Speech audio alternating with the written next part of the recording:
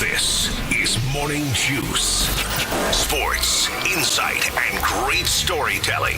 Starring Bobby Carpenter and Jeff Tito Thitoff. It's time to attack and dominate. And that's the plan. Attack and dominate today here. Morning Juice on a Tuesday. Good morning, Bob. Good morning, Jeff. How are you today? I'm good. Thank you. Let's not get too formal. I don't know. You said good morning, Bob, as if you were like right, I did. walking the plank. You're right. I did say that. You're right. Yesterday's You're the one show. that was off yesterday. You're right. I was off yesterday. I had a Michael Scott moment, too, by the way. I didn't fall into a koi pond or anything like that. But, you know, I was at... Michael, how were you able to get on the scene so quickly? Yeah. I just so happened to be in the car that ran her over. I was at... I was picking up some stuff from the store the other day, from Costco the other day, and I was like, you know, it's gonna be a little chilly out there for golf. I'm gonna grab this 3/4 zip black one. It's cheap, something to wear out there. So I grab it and throw it in the cart, extra large. Do you not have a 3/4 zip? I didn't have that exact kind. Like that exact model? Yes. So I get to the course yesterday, and my buddy gets out of his car. He's putting his on. I said, oh, yeah, I got mine on too. I go put mine on. I said, this thing is tight. And he said, well, check the size. I checked the size. It was an XL. The thing was skin tight on me, Bob. You think the XLs are getting smaller or you're getting larger? I think the fact that I accidentally picked up a women's extra large might have been what the issue was. It's nice. Mysterious. Yes. Branding. Yeah. That's pretty tremendous. No. What section of the Costco, the store were you, like, where were you at? There was there lingerie, like bras? There wasn't. No, I'm just saying. I put it on. I really got. I thought this really is weird. It's especially tight in the midsection. This does not. XL's like kind of A little wider in the hips. It's got a built-in bra. So I had to take it off. And anyway, that was me yesterday. But had a good time out there yesterday. The golf course was out there at Chapel Hill, fantastic shape. Had the perfect weather for this yesterday. Got the 36 holes in. I would be in the also participated category. I would not be in the among the leaders. I was 12th out of 14 golfers out there. So, but it was fun. Good time, though. Good time. Big show lined up for you today. We're going to have a Schlegs day, as we always do on a Tuesday. Can't wait to talk to him. I got to see him on Saturday out there at the Armory. I want to talk to him about that a little bit. And then Reds beat the Cubs yesterday 3-2. They're in Chicago against the Cubs tonight at 8:05. Guards over the Mets 7-6 in 10 innings. Cleveland's on the road against the Mets at 7:10 tonight. And now, Bobby, if you are ready, with no further ado, or without further ado, not with no further ado, without further ado. Maybe more ado. It could be both, I guess. With some ado left, here we go. Time to get smarter. Morning Juice presents Today in History. Here's your professor, Bobby Carpenter. Take it away, General. Oh, boy. It is Tuesday, August 5th, 217th day of the year, 148 days remaining. This 2025. This date's 1620. The Mayflower. Ooh. That's when they carried the Pilgrims. Departs Southampton. It's forced to dock in Portsmouth. Or not Portsmouth, Dartmouth, when its companion ship, the Speedwell, springs a leak. So the Pilgrims left, heading on over. Were two ships. Speedwell did not make it. They had to dock before getting too far over. Obviously, shacking together and getting that taken care of. They bring turkeys with them? I don't think they brought the turkeys with them. I think the turkeys were already here. All right. I mean, it's a great question. Are turkeys indigenous to North America? I don't know. I'm just saying. I associate Pilgrims with Thanksgiving, so that's why I figured maybe that's part of it. You know what? That's something to be. I'm going to look that up, Thitoff, because that's something that I'm curious about. Not as thick as you dumb I am. I don't know what that means in indigenous to North America. Yes, indigenous to North America. The wild turkey is native to North America, specifically Mexico and the United States. There are 5 recognized subspecies of wild turkey in North America, with each with its own distinct characteristics and range. There you go. How about that? Angry birds. They're North American. They're a Western Hemisphere animal. So there you go, Thitoff. They're sassy. And now you know. Now you know. I actually saw some of my brother, his in-laws' house the other day. I've never seen wild turkeys like around Lancaster, which I'm sure that there are. My parents had 35, 40 acres, and you see just about everything wildlife-wise, and I'd never seen wild turkeys there. And then just not very far from them when we were going down last week to get some stuff, and saw a couple wild turkeys kind of cruising around. Not the kind that comes in the bottle, Thitoff. I've seen those. Those don't last very long around my house. I've seen those wild turkeys before. This date, 1861, Civil War. To pay for the Civil War, U.S. Congress levies the first income tax of 3% on all incomes, Bodie, of over $800. I don't know what that encompassed. How looking at inflation, like how wealthy you were to make $800 a year. But if you're making $800 a year, you had to pay 3% of it, or $240. That's tough. Yeah, or not 240. No, $24. That seems like such a minuscule amount. Yeah. I mean, that's economy. $2 a month. That's but yeah, that was the first income tax ever levied. They did repeal it though a couple years afterwards. They don't do that anymore, really. This date, 1882, Standard Oil is officially established. That would be the conglomerate of John D. Rockefeller. 1884, the cornerstone for the Statue of Liberty is laid on Bedloe's Island. Now that island is called Liberty Island. Nice. Yeah, the cornerstone was laid. Okay. As they're erecting the Statue of Liberty, if you will. You know where the Statue of Liberty came from, Thitoff? Freedom. It came from France. There you go. Just like the Coneheads. That's right. They're also from France. You're right. Good call by you. I don't think Bodie's any idea what we're talking about. Dan Aykroyd. Any idea, Bod? That's going over my head on that one. Yeah. Old school SNL skit. Yeah, way old school. Dan Aykroyd, Jane Curtin. Lorraine Newman. I think Farley was in it too, if I'm not. Well, Farley, he was. He may have done a skit later on. He was in the movie. The movie, yeah, the movie, The Coneheads. You're right. Yeah, I went and saw the movie in theaters. Did you really? Yeah, I used to watch the skit on SNL, but we went and saw the movie in theaters. Wow. State 1914, the first electric traffic light is installed. Do you know where it was installed? Where it was in Ohio. That is true. It was in Ohio. It's Toledo, maybe. They had a place called Millionaires Row. It was in Cleveland, Ohio. Okay. How about that? Only making traffic worse. This day, 1948, the Cleveland Indians record a record 6 double plays within one game, a record at the time. And then this date, 1957, one of the iconic shows in American history launches with American Bandstand debuting on ABC.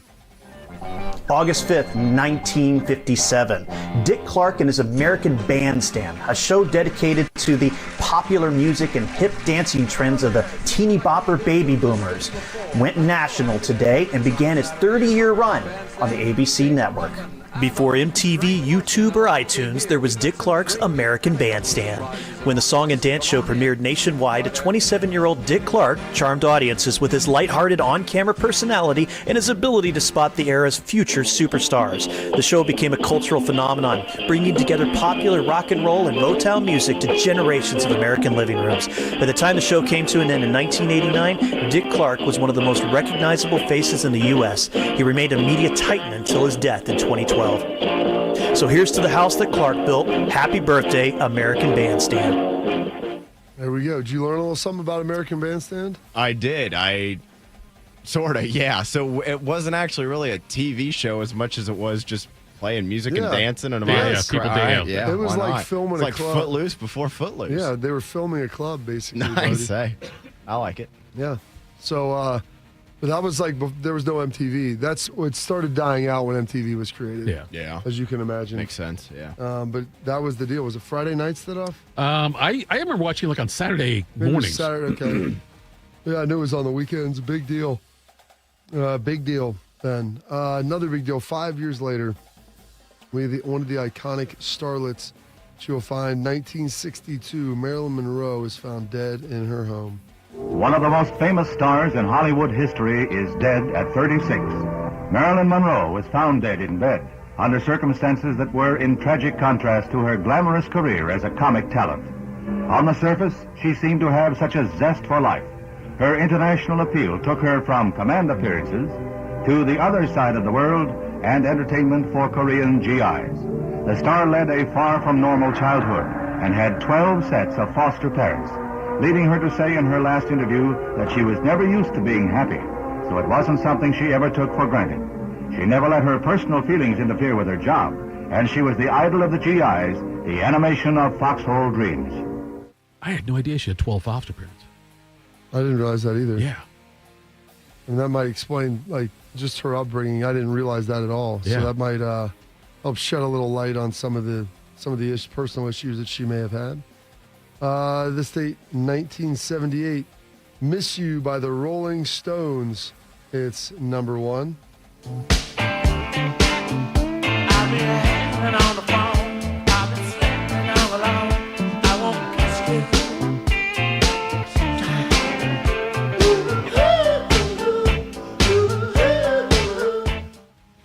There we go. You like that? That's one of my top fives. Really? Yes. "Miss You" by the Rolling Stones, yes. Like you project my Beatles top five, or Yeah, I'm just telling you, I think that's a top 5 one for me there. I do like "Miss You." Yeah.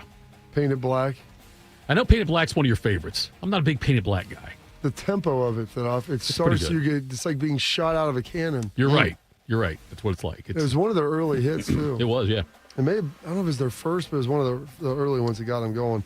I saw it in a movie one time, and it was like, this is amazing. And maybe it's because the stuff that was happening in the movie was so amazing, the tempo and the speed of which it was operating. Like Danger Zone. It really is.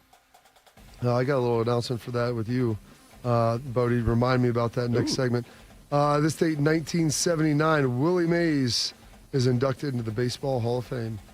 I arrived in New York City on a Friday at 4 o'clock, scared to death with 3 bats in my little briefcase, my glove. I didn't have a uniform. I didn't have a hat.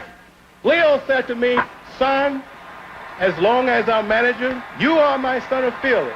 You do not have to hit. Just go out and catch the ball." And from those words from Leo DeRocha, I think, gave me a little courage. And I went on from there. Do you think he took that literally because he didn't have a hit for like his first 7 games or something? He started like 0 for 20 or something like that, yeah. And then I mean, it's crazy, Bodie. And then his first hit was a home run, I believe. I think you're right.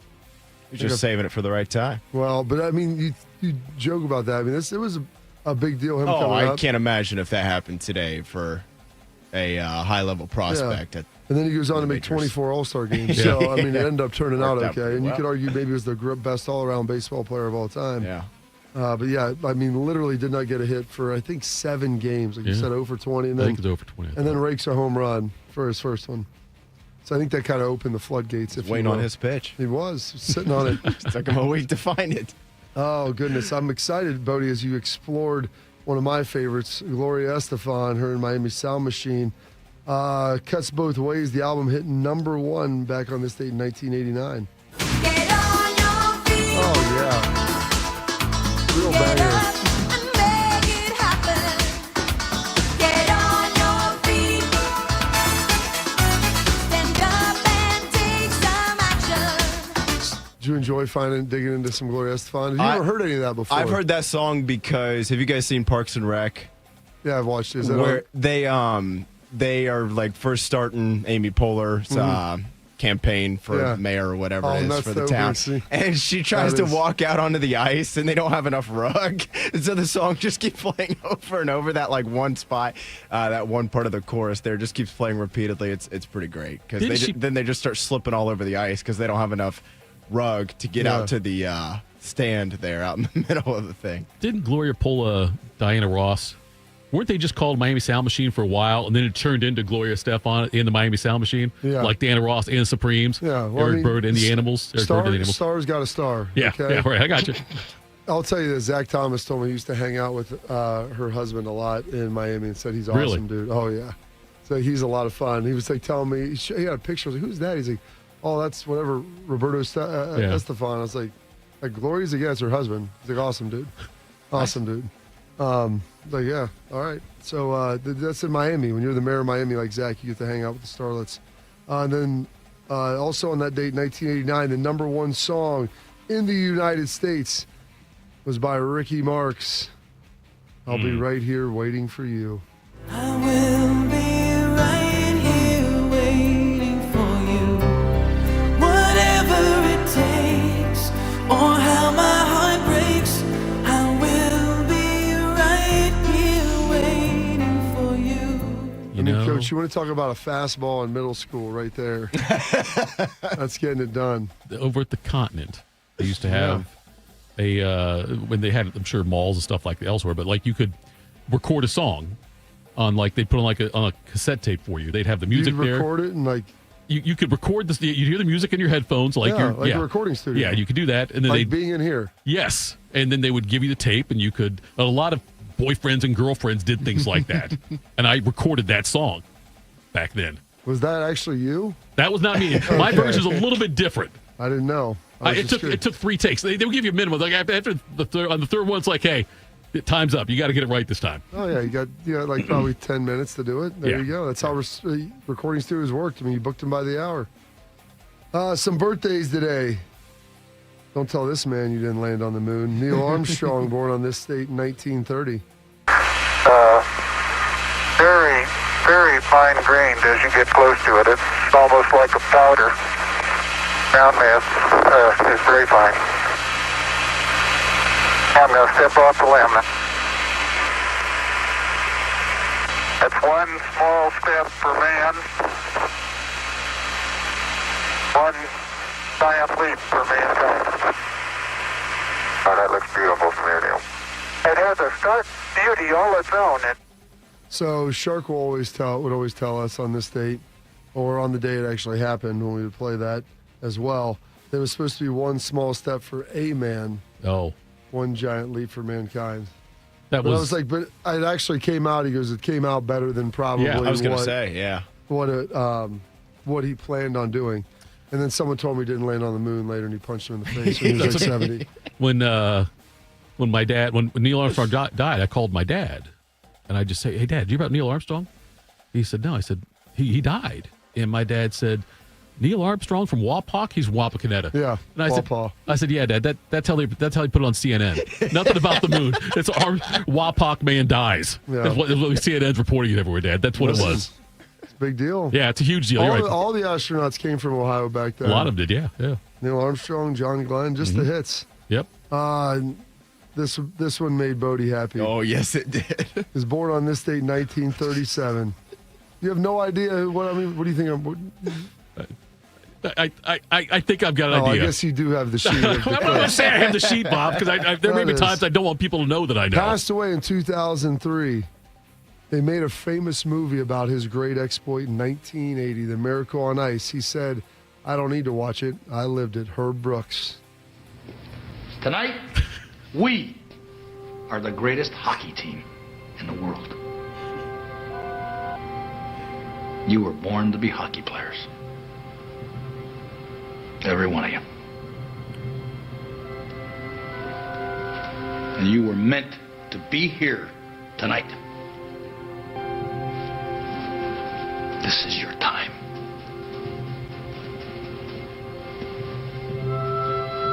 Their time is done. It's over. I'm sick and tired of hearing about what a great hockey team the Soviets have. Screw them. This is your time. Now go out there and take it. Sounds like Kurt Russell more than Herb Brooks, though. Wow. I don't know. I don't know if you got the right sound or not. I've heard Kurt Russell a lot. That sounds how I envision Herb Brooks sounding. Have you ever heard Herb Brooks talk? I don't think I ever have. I don't know that I have. It sounds very similar to that. Oh, does it really? That's amazing. Kurt Russell did a really good job, like nailing that accent the way that he did. It's like Matthew McConaughey in We Are Marshall. Yeah. He sounds so weird, and he has all these different voice things, and he studied the guy for so long, the coach, to make sure that he got it right.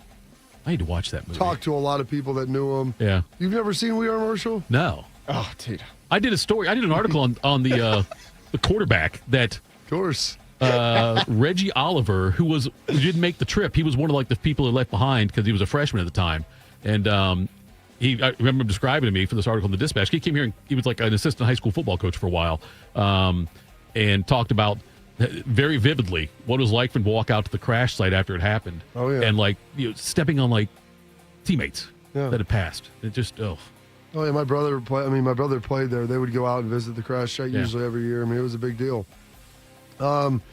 Also born on this date, 1945. Unfortunately, lost her in 2015. Lonnie Anderson as well. I mean, Bert and Lonnie, I thought they were going to Lost make Lonnie yesterday, right? She passed away yesterday? Yeah, she passed away yesterday. It was yesterday or 2 days ago. Yeah, she just passed away. Wait, just passed away? Lonnie Anderson did, I thought, yeah. I thought she passed away a while ago. I don't think she did. I think just passed away a couple days ago. You're right. It was in 2025, so yeah, maybe you are correct in saying that. Turning 63. Look that up. Fact check that for me, Thitoff. Just On make sure. Lonnie? Yeah. Yeah. Turning 63 today, the 11-time All-Star Patrick Ewing, also known as Patrick Chewing.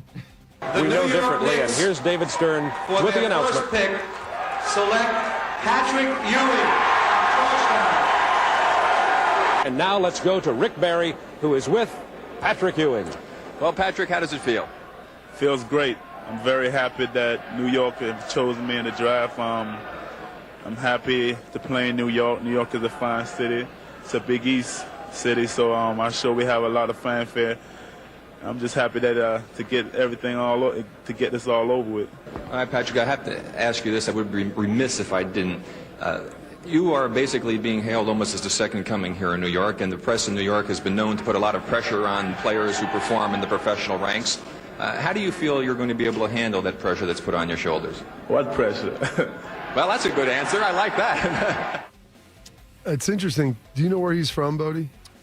You mean college or like? No, I do not. Off the top of Jamaican, my head. right? Jamaican. Yeah. Which Okay. I've never heard him speak that young, because by the time he was with the Knicks, like when I was growing up in the mid-'90s, I mean, he almost had more of a New York accent by that point from all the years.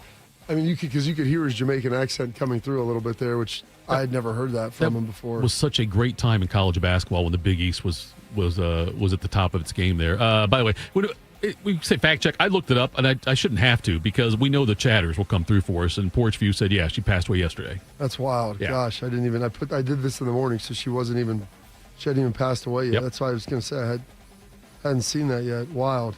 Turning 44 today, Carl Crawford, the Rays and Dodgers star as well, 4-time All-Star. And then also born on this day, 2001, at the young age of 24 years old, Anthony Edwards, the star from the T-Wolves. Yep. You know who that is, Ant-Man, yeah. You know who that is, Bodie? Paul Rudd. Paul Rudd, exactly, yes. But speaking of Paul's, passing away in 1991, the only man, to my knowledge, to coach a high school state championship, a national championship in the state of Ohio, and also an NFL title, passing away in 1991, Mr. Paul Brown. He was the first to put all his plays on paper and have players study them. It makes sense now, but at the time it was really radical stuff. He used film to study teams, to study his opponent, and no coach had done that before. Until Brown, quarterbacks had always called a team's plays in the huddle. Even though he had the finest passer of his era, Otto Graham, Brown called the plays himself. He was the first coach to put somebody upstairs with a line down to the sideline.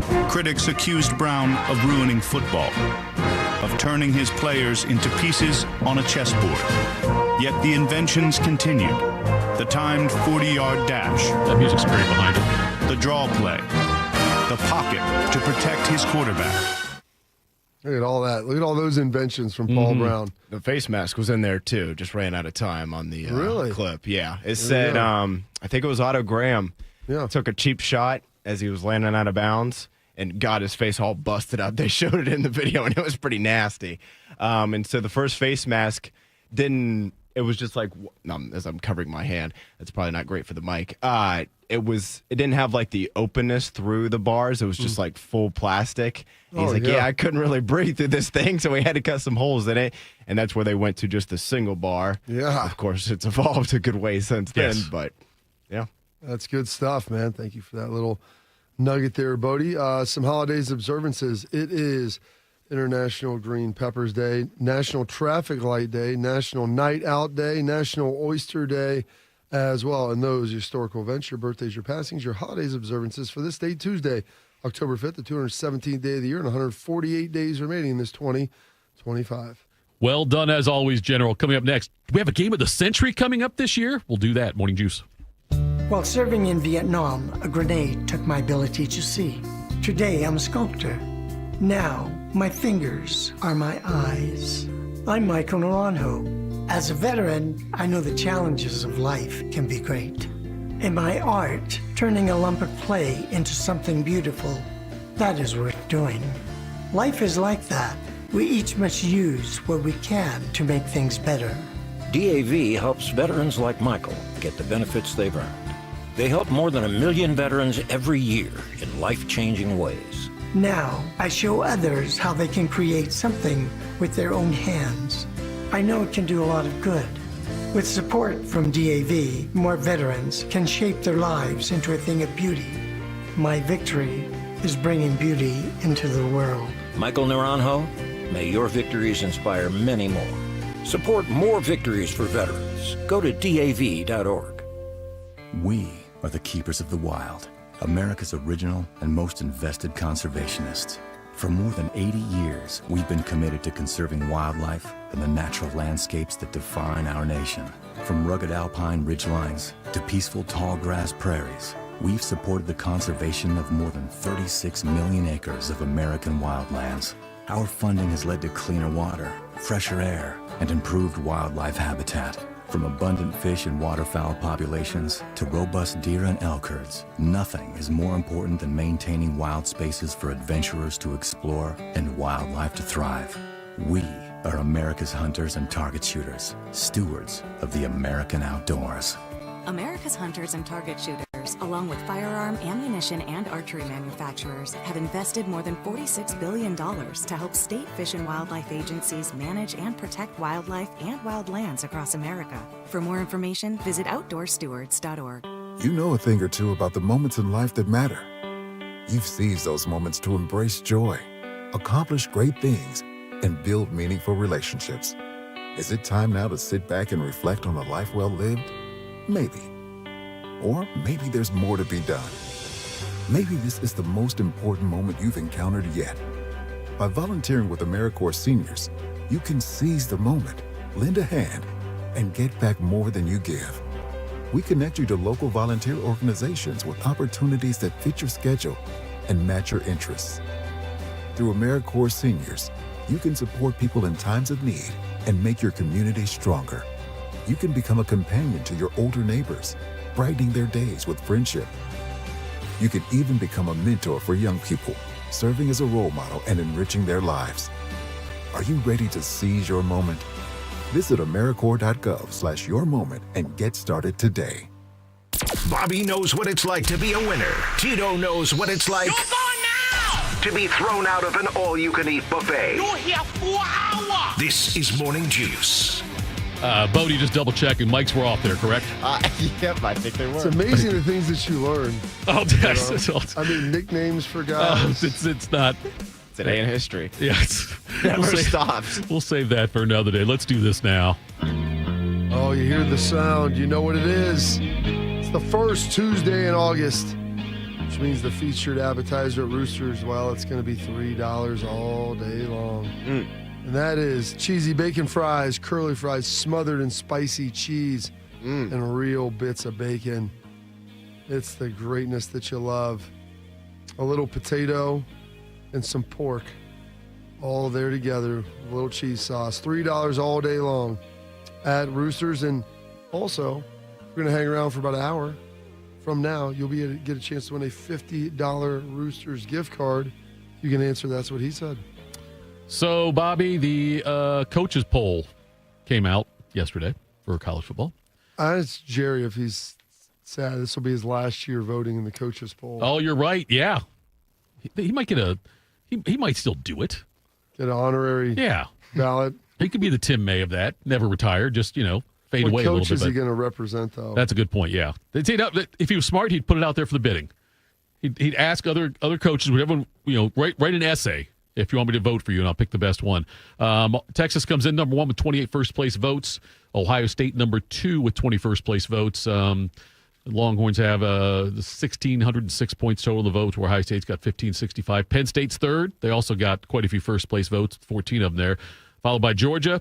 I can't read number 5. It's too far away from my eyesight here, but it's probably Bodie's team. Clemson, Notre Dame 5, Clemson 6, Oregon 7, Alabama, LSU, and Miami round out the top 10. So we've got a 1 versus 2, Bob.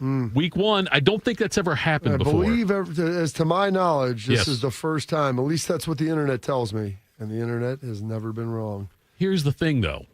Will they do another poll before the Ohio State-Texas game? They don't do a week 0 poll. They don't do a week 0 poll. Okay, so there's no chance. There's only like 3 or 4 games, maybe 5. Not many.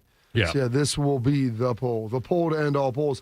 Because I remember when Florida State lost to Georgia Tech last year in week 0. Right. They did not move. No, they didn't move in the poll. Yeah. Yes, because they waited another week to vote.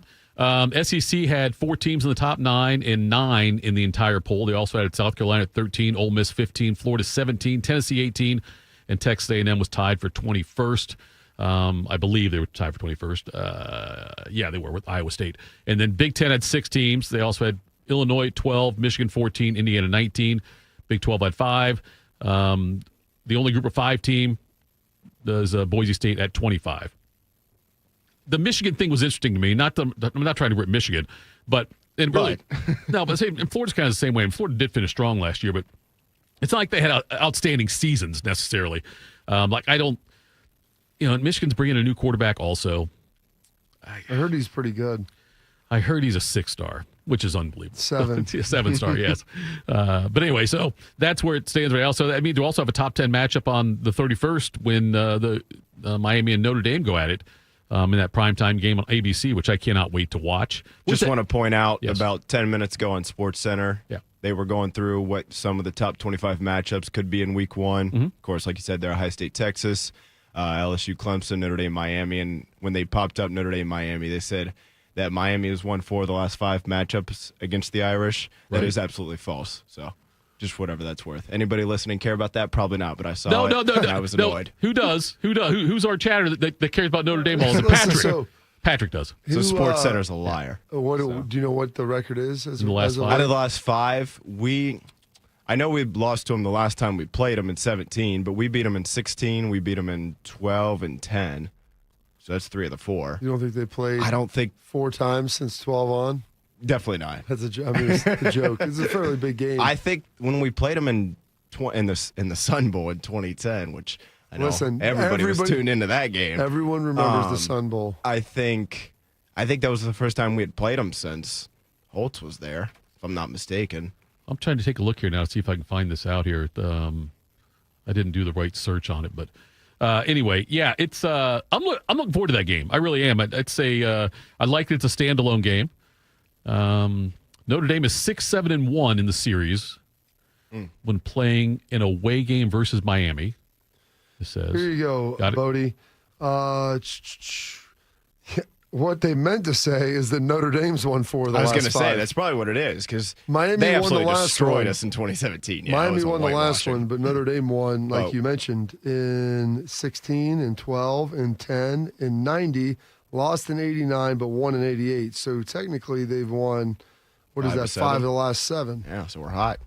On a heater. Brian Kelly killed him a couple times, that's for sure. Yes, he did. If you lost to BK, then it wasn't 3 your day. times, yeah. If you get out coached by Kelly, that's saying something there. Have you seen what Miami's been trying on the sidelines the last 2 decades? And then Penn State 3, Georgia 4, Notre Dame 5. I don't have a problem with that. I think that's probably pretty accurate. Oh, here we go. I just saw those 3 teams play. Right. 8 months ago. But yes, you did. Nevertheless. I cannot believe when they flipped that 4 or 5. That's something that people are going to be really upset about. I guarantee you that thing's flipped by the next Sports Center. You think they'll know to fix it? Yeah, because there'll be a lot of people. I'll get a call. I'll send a call in. There's a lot of people that are passionate about Notre Dame that would not be happy about that being the case. Even though it has no effect on the game, just the perception of it doesn't look good. All the first place votes went to Texas, Ohio State, Penn State, Georgia, and then Clemson got 2 first place votes. They are 6th in the poll, though. On that. I did see something on that, Tito, actually. So I saw this yesterday. Of the 67 ballots that make up this year's preseason coaches poll, Texas received just 28, or roughly 41.7% of the first place votes. That's the first time since, it says 2012. LSU with 18 that the consensus number 1 team did not earn a majority of the first place votes. Oh. So I think just another reminder that this season, at least as of now, yeah, feels very wide open, man. I mean, I think you could take those top half dozen teams or so and kind of throw them in a mixer, shake it up, and any one of them could beat the other. I had an interesting conversation yesterday with somebody who was railing against the college ball playoff and thinks that 4 is still the ideal number and not 12. I think that there's some year. Here's the reality. Like last year, you look at that, there were 6 teams that you knew couldn't win it. Right. They could win a game. Yeah. Maybe 2.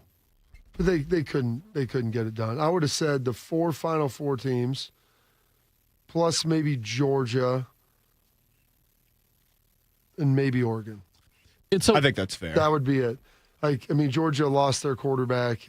Carson Beck wasn't playing exactly great. Right.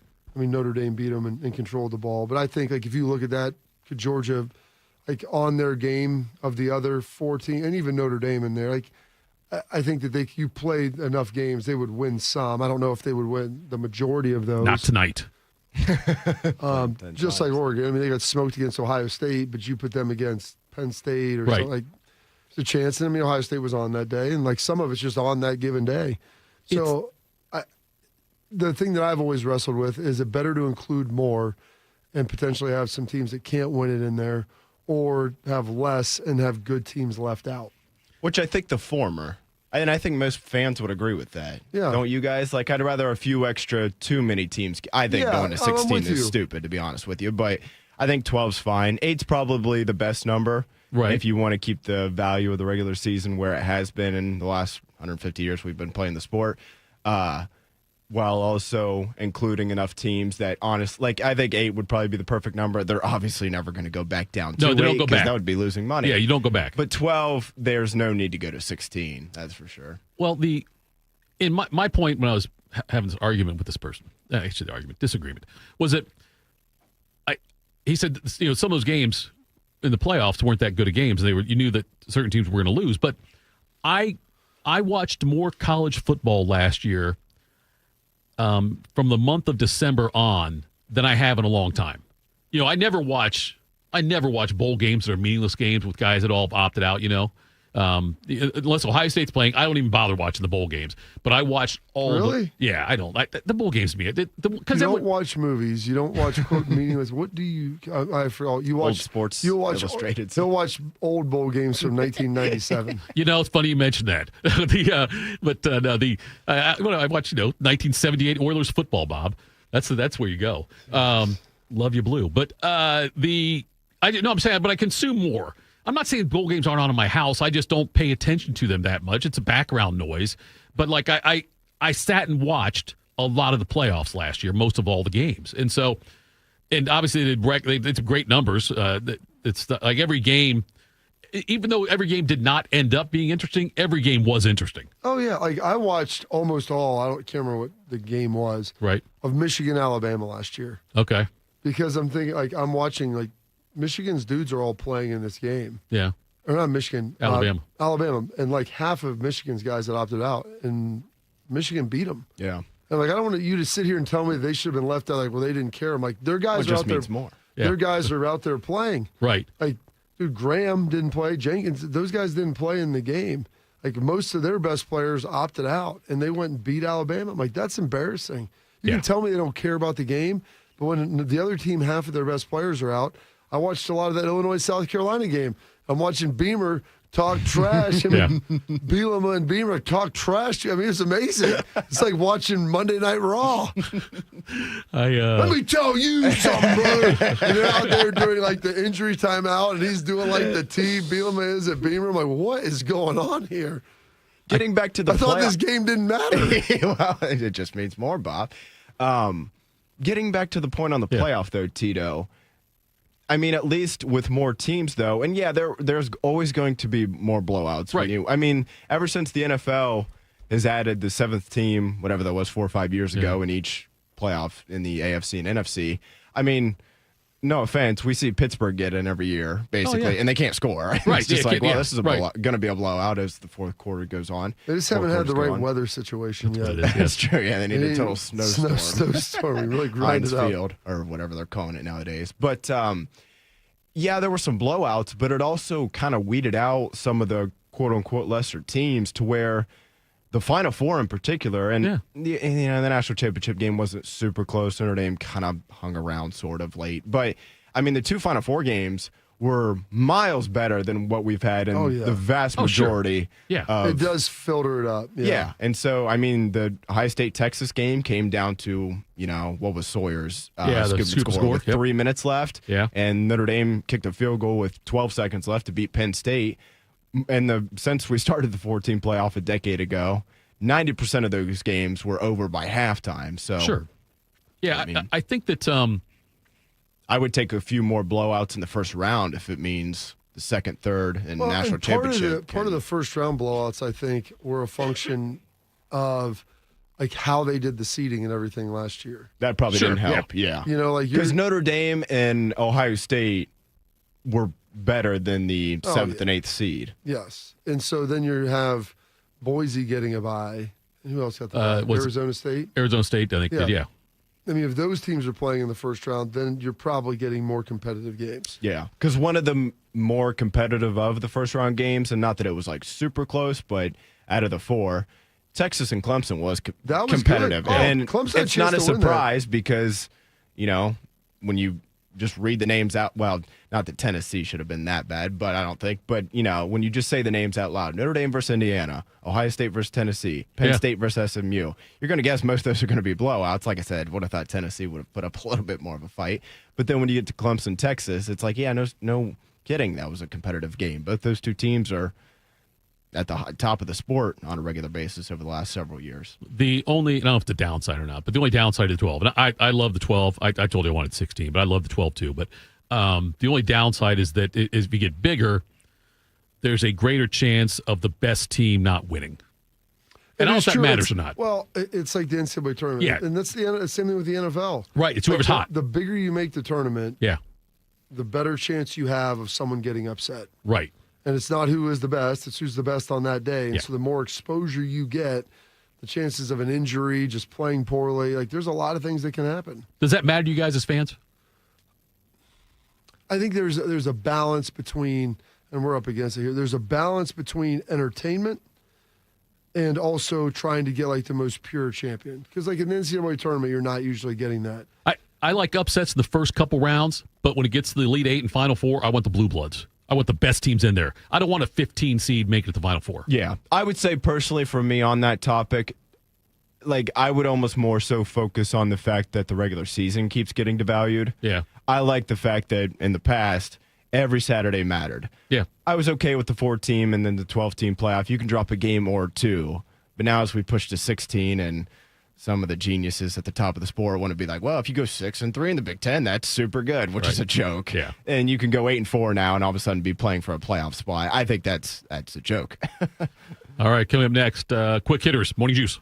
Bobby Carpenter here with Riverside Bank of Dublin Sports Money Report. In sports, it's always a good idea to be working on your fundamentals. Off-season, during the season, it doesn't matter. The ones who drill the fundamentals are the ones who consistently win. The same holds true when you're running a business. Chuck Moore, CEO, and Travis Sanders, president of Riverside Bank of Dublin, know banking fundamentals can make all the difference. Thanks, Bobby. There's no substitute for doing the right thing, and often the hard thing in business. Managing the books, cash flow, and sales tracking is as important as producing the product. The business cannot succeed without good fiscal management. Thanks, Chuck. Riverside Bank of Dublin knows that most business owners are busy people, and that's why we can assist in cash management. Let one of our commercial bankers help you do the right thing, too. These skills will help you grow your business and get a loan when the time comes. We want to help. Call us. Tune in every day for the Riverside Bank of Dublin Sports Money Report. Visit their office at 6300 France Road in Dublin or online at riverside.bank. Member FDIC, Equal Housing Lender. We ask parents who adopted teens to share their journey. Nathan has taught me to embrace the moment. Age-wise, I'm in my late 60s. I'm old enough to be his grandfather. Will he be embarrassed to acknowledge me as his dad? I think the most important thing we can do is let them know that they're safe, that they're valued and cared for and loved, and that they're important. I knew I wanted to be adopted by him because of how he taught me to be the person who I am today. And it's coming from a dad that didn't expect to become a dad, and I feel very proud to be his son. That was what he needed, and he was what I needed. Every day is full of new opportunities. That's what it's been about, realizing the simple things that it takes to make such a huge difference in these kids' lives. Learn about adopting a teen from foster care at adoptuskids.org. Brought to you by Adopt US Kids, the U.S. Department of Health and Human Services, and the Ad Council. Hey Max, you look absolutely dashing in that purple tie. Ready to harness the world? You bet, Daisy. I'm ready as I'll ever be. And might I say, your purple tie really pops with your vest. Thanks. I almost went with a cape, but didn't want to come across as pretentious. Nonsense. Anyone in our line of work should rock a cape. You might be onto something, Max. Phew, so here we go. First day on the job. We've got this, right? Right. Don't forget, we both graduated from Dogs Inc. with honors. Which means I can guide my human around a busy city with ease. And I can give my human a restful night. I hope my human is kind and loving. And I hope mine likes wet kisses and zoomies. Ready to make a difference? Born ready. Let's go.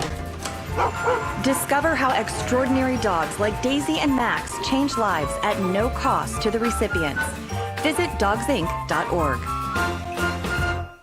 One man is a national champion, NFL veteran, and local business leader. The other man is Tito. This is Morning Juice. Sponsored by Riverside Bank of Dublin. Here's Bobby and Tito. All right, Morning Juice. Folks, make sure you stick around top of the hour. It's a Schlegs Day. Can't wait for that. Right now, let's do some quick hitters. Morning Juice presents Quick Hitters. Sponsored by Dr. Mark Levy. If you're snoring and not sleeping, call Dr. Mark Levy today at 1-800-MORE-SLEEP.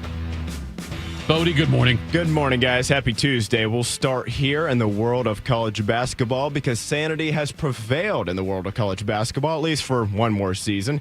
Dan Gavitt, the NCAA's senior vice president of the sport, announced on Monday that the men's and women's NCAA tournaments would remain at 68 teams for at least next year. After that, the topic of expanding to 72 or even 76 teams would be further discussed. Yeah, why not, man? Just keep it going. You went 10 and 15? Welcome in. Join the party. Considering the fact that we as sports fans sometimes all seem to hate one another, Tito, the fact that I think basically we're all united on the front that 68 teams is more than enough for the NCAA tournament. It'd sure be nice if the people who had the power to make the decisions cared about what the fans thought. Yeah, you know, this is another, if they added more games, I don't think I'd watch more of the tournament. You know what I mean? Like, I don't It pay gets much back to what we were just saying. Yeah. Like, why? Like, how many people do you know outside of like Jacob Reimer and Timmy Hall who like live and die with every college basketball Those are two game? people I do not want to be. You don't be associated with them. And not it's associated, just don't want to be there. And you know, college football. If you keep going down this path, it's like I was saying a second ago. Yeah. Why? You win 8-4. I'm sorry, you don't get the chance to play for a championship. I don't care what conference you are in or aren't in.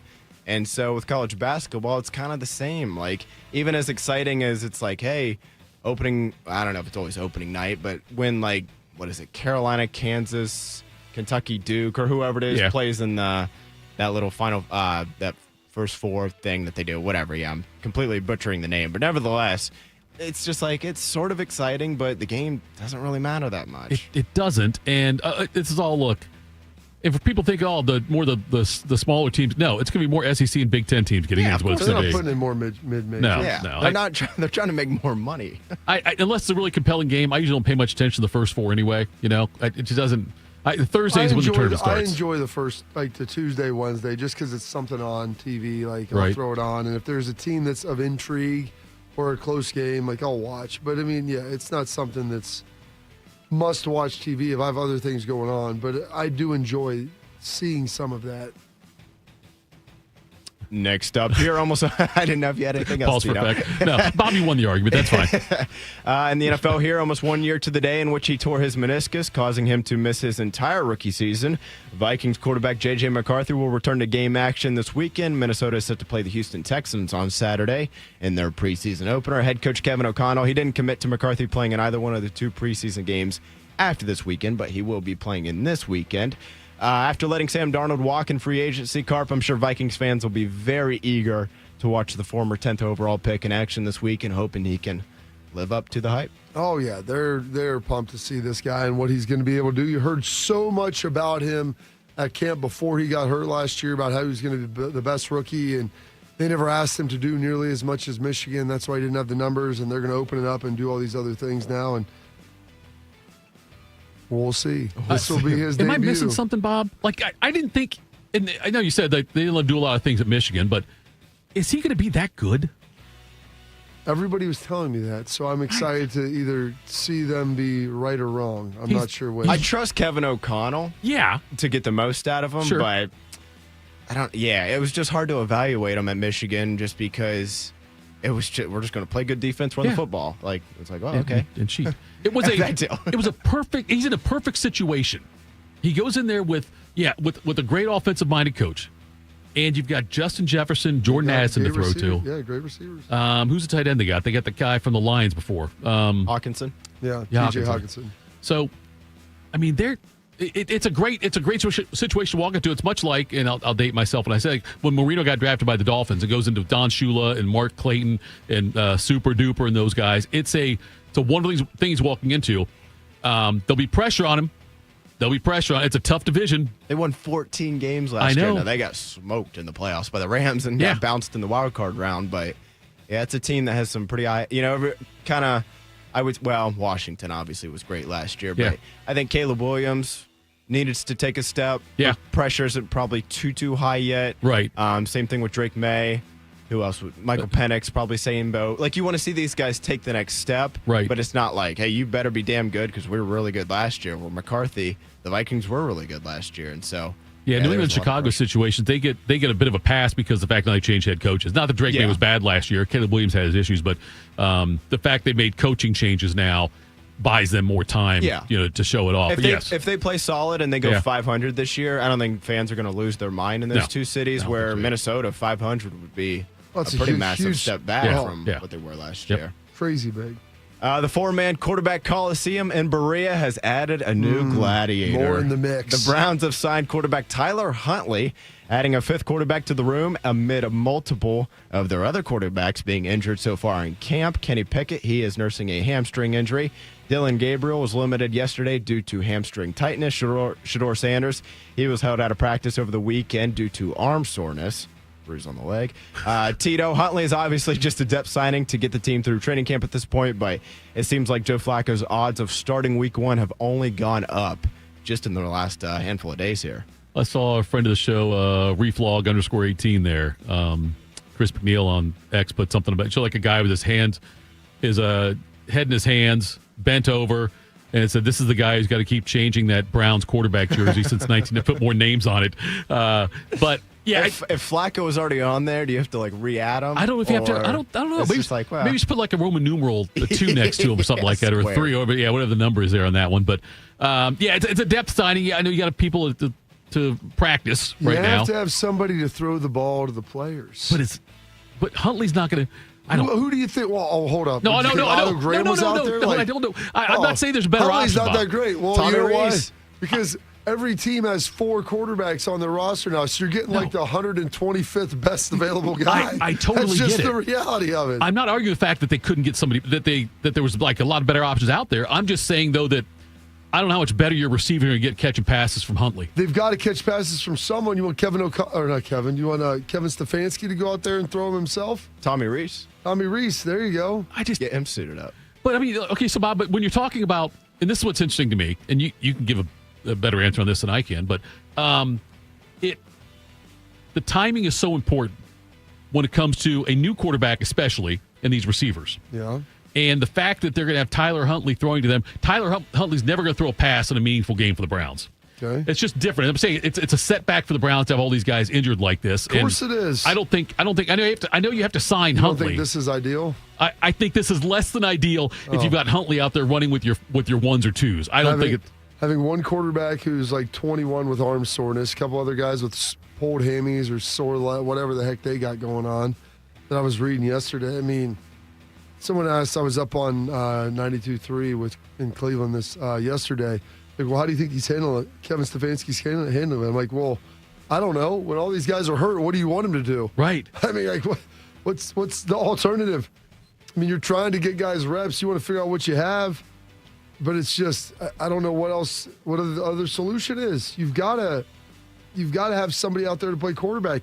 You would have thought with 4 guys, you would have had plenty. Yeah. They had 2 veterans and drafted 2 guys, and they're still August 5th, and 3/4 of them are on the shelf. They're wasting Myles Garrett the way they wasted Joe Thomas's prime. And what's funny about this, Bob, is like Bodie said, funny, haha. Yeah, kind of funny, haha. The fact they drafted 2 quarterbacks, and the best case scenario for them is probably to go like 2-15 and get the top pick and draft another quarterback next year. I would disagree with you. I would say the best case for them would be to be somewhere around 500 and then know that their quarterback is currently on the roster. Do you think their quarterback's currently on the roster? I don't know. These guys aren't even playing. So I know, yeah. I don't know. I don't know if the quarterback's on the roster. That's what I don't know if that either, but they need to find that out. And they got 2 first-round picks next year, so they'll have a chance to move up, take somebody if they're depending what the asking price is on that. I remember, and I wouldn't bet on Jacksonville being super great. So those 2 picks could be pretty high. If I don't even know who they would. Who are some of the quarterbacks that be at the top of the draft? They're all supposed to be. It's I don't know supposed to be exactly. The guy, Carson Beck. I don't know that Arch is even going to come out. He's not coming out. I don't think so either. And Drew Aller, Ohio's own. They asked me about that. I go, Drew Aller's shown me enough to believe that he's is good. I don't know if he's number 1 overall pick good. Yeah. He hasn't been bad, but he also hasn't been great. Yeah. We talked about the package deal with Sanders. There was talk, wherever Shador goes. Vanilla pudding. You could have Deion go as a head coach. How about Franklin and Aller going to the Browns together? Bob, in 82, the Colts, the then Baltimore Colts, used the number 4 overall pick on Art Schleger. And then they also drafted Mike Pagel, I think, like in the 4th round that year. Bagel. Yes. And then that failed so miserably that then they had the number 1 pick next year. That's when they took Elway and made the deal eventually. But yeah, so that worked. Yeah, well, for the Broncos it did. But yeah, they drafted 2 quarterbacks in 1 year, and then top overall pick was a quarterback the following year.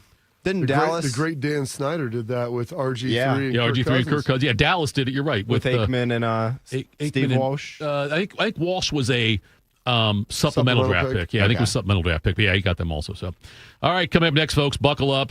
Schlegs. When it comes to protecting your business, whether it's your staff, property, or assets, don't make a crucial mistake by contracting companies that provide subpar and unprofessional service. What you need is a security partner known for their unwavering professionalism and unmatched reliability. You need Event Risk. Event Risk is a U.S.-based, veteran-owned company that not only specializes in on-site guarding, but also offers armed security associates and executive protection agents. Event Risk, elite protection for your peace of mind. Hello, my name is Eric Rose, CEO and founder of Event Risk Security Services. We are a U.S.-based, veteran-owned company providing protection services and consulting to Fortune 500 corporations, movie studios, celebrities, and high-net-worth individuals. If you're tired of fluff margins with low compensation for poor quality security officers and the endless revolving door of vendor staffing, then give us a try. For virtually the same cost, we can then address what keeps you up at night. Visit eventriskinc.com. Respiratory syncytial virus, or RSV, is a common seasonal virus, but it can have major implications on a patient's heart health. Most RSV cases involve mild cold-like symptoms, but up to 160,000 adults are hospitalized each year for more serious cases, and RSV can escalate chronic health issues. If you're over the age of 60, talk to your doctor to find out if the new RSV vaccine is right for you, and learn more at heart.org/RSV. When was the last time you hopped out of bed without that knee or back screaming at you? Or walked down a flight of stairs without having to take your time? You thought to yourself, I'll just tough it out. But nothing changes. Hi, it's Tyvis Powell. It's time to call and schedule that free consultation with Dr. Walkoff and his team at QC Kinetics here in Columbus. I'm glad I did. Myself and others have turned around their lives with QC Kinetics regenerative treatments that work with your body to help restore and repair damaged joint tissue. Natural cellular therapies. No scalpels, no pills, just long-term relief with no dreaded recovery. Check it out at QCkinetics.com qckinetics.com/Columbus. Bring your x-rays and MRIs to QC Kinetics for a free, no-pressure chat and thorough evaluation to see if you're a good candidate. Find out if you're a good candidate. The consultation is free. Just call QC Kinetics at 380-208-4544. 380-208-4544. That's 380-208-4544. Lexi spent more than 6 years in foster care. Before I was adopted, I felt alone. With help from the Dave Thomas Foundation for Adoption, Lexi now has a forever family and the foundation for a bright future. Adoption changed me for the better. I feel like I can be whoever I want to be. You can help find permanent homes for children still lingering in foster care. Learn more at davethomasfoundation.org. Proud to be your go-to sports addiction. WBNS, WBNS FM, HD3 Columbus. The Fan 3, Ohio sports destination. Bobby Carpenter, husband, father, Buckeye. Jeff Thitoff, husband, father, idiot. This is Morning Juice. It's Morning Juice. I hope you're buckled up in your car. You should be anyway. Or pull over to the side of the road. It's time for this guy. The best way to start a morning is with a heavy dose of iron. Gas station ready, always. It is Schleg Day. Anthony Schllegel joins us now. Morning Juice. Schlegs, we went out. I'm going to tell people about the Armory because we went out there to the open house on Saturday. I'd never been there before. That place is amazing. And I had no idea it was that massive. Girthy. Yes, girthy. That's a better word for it there, Bob. And young Artie got some shooting lessons, and I was told I had to leave to go to something else. My wife was there, and she said that Artie learned more about shooting and got better within 15 minutes than he's done in like the last couple years of Heather and I trying to work with him. Like whatever they taught him, it stuck with him, and so it's a great thing out there. You guys had a big turnout too, didn't you? Hey, what's crapping everybody? Oh man, it was a great turnout. We had Club Pilates was there, and Caitlin, who owns like 6 franchises, we did a Pilates class, which my daughter's really gotten into. Then we had Clean Eats. We had Curtis Grant, who owns the Pure Green franchise. I think he's right off of High Street. He was there. We had Export mouth guards, Bob, that we promote on our show because they're the best mouth guard that's out there. And then Tyrell Jackson and Kenzie were there in the basketball arena, and that's where you guys went, Jeff. And it was a great event, and it was awesome for me because I just got to talk to a lot of people that were non-members, even our members, just kind of like keeping them up to date as to what's going on behind the scenes because the facility is 60,000 square feet, and we only have about 33,000 of that built out. So there's other things going on. But it was just great to connect and talk shop to people. And again, the mission is changing lives wherever people are in that journey. And when people walk away, like, hey, 15 minutes of intentional work for a sport, that's a great thing. Or they had a great Pilates class with friends, like, awesome. And here's some of the things that we do to help you measure and manage your progress, whether it's a DEXA scan or just understanding what your resting metabolic rate is for your diet. Like, that's what it's about. Plus, we just have phenomenal members, so it's great to see those people all the time. Pretty tremendous. That's awesome to see. It looked like it was a great event. My wife and kids were raving about it. I was over at the Buckeyes practice, Schlegs. You were over there Friday with me. It was awesome because your kids, Bob, were Cullen and Caleb were competing about it. You know what? I missed the mark. I should have just said, let's go do some things to where Caleb would win something and then Cullen would win something because that's it, right? There's a lot of, sibling rivalry, just like my daughter. Like my daughter, she wanted to shoot a buck before Hunter. She did. Hey, guess what? I'm going to graduate early. F comes before H. Oh, I graduated before you. It's always competition. I love it. But there's certain things that each of you do better than the other. So that's parity. It was great. Cord Dog's awesome to see her too. Sorry, keep talking. Sorry, Bob. Yeah, what are some of your thoughts and takeaways from early on Buckeyes practice? They were off yesterday. but it'll be back in the saddle today. Yeah, I mean, now it's ramping up. Like, that was week one. That was the, you know how I like to say it, the acclimatization period, which is not acclimation. Extra syllable. I just like to add S's and, like, you know, plurals when they don't need to be plurals. And but here's the deal. This is the real week. They're into the hotel now. And it's kind of like that was the ooze-in period to full pads, and now it's full pads. Here we go. Buckle up, Buttercup. It's go time. And, you know, I would say this. I think, Bob, you said it a couple times.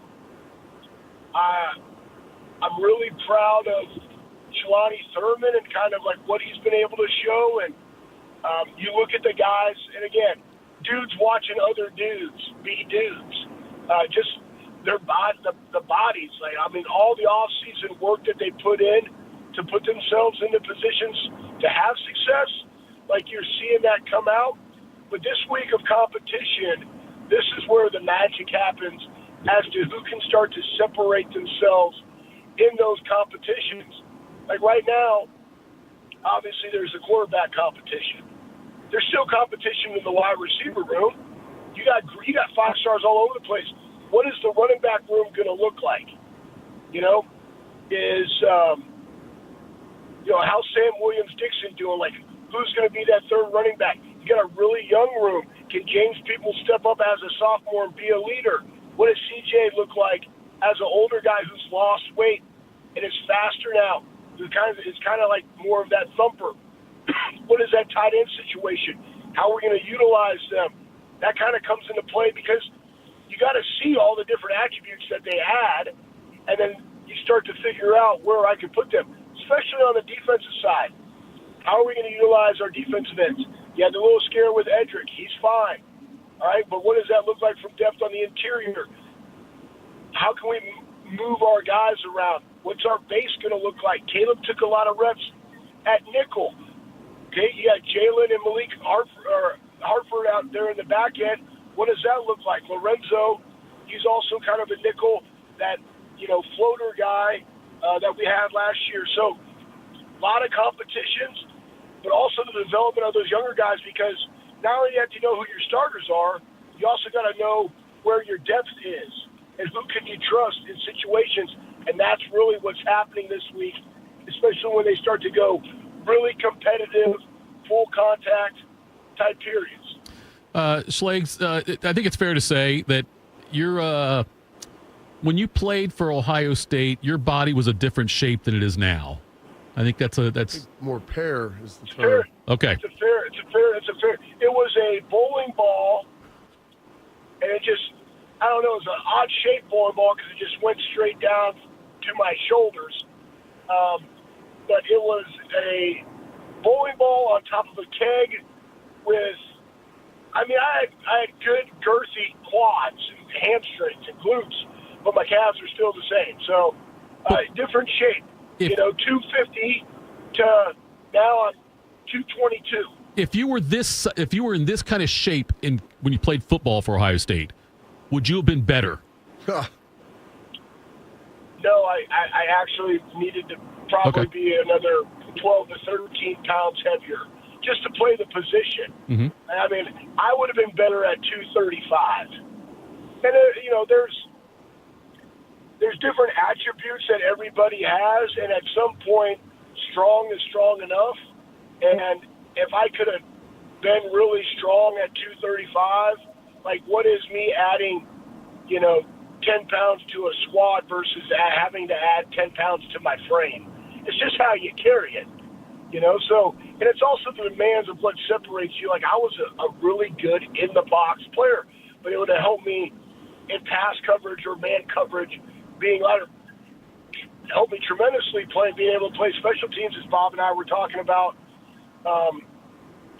Once you get in the league, like that's what you got to do, but also how you add value to this team is special teams. So it would have helped in those areas. Absolutely, Schlegs. How has the middle school practice been going here? Update from the last week. Oh, it was, middle school practice is middle school practice, man. I just like it. It was funny. I I don't watch Sam at all because I don't coach him. I like to coach the offensive. I'm the intern. I'm Coach Money's intern. Coach Tom and Coach Money, I'm their intern wherever they want me. So we're going inside period yesterday, and it was great because I'm just helping the scout team out, juice some kids up. Because again, that's how you get kids to come back out and stay with football. Is you got to just keep developing them, show them the right stance, keep working on how to use your hands. I mean, the fundamentals of the game are the fundamentals of the game, and it's why I love going to practice when I do. It's just like when you go back into the weight room with Mick, it just affirms that everything that you do is the right thing because Ohio State fundamentally works on the fundamentals for like 20 minutes every practice.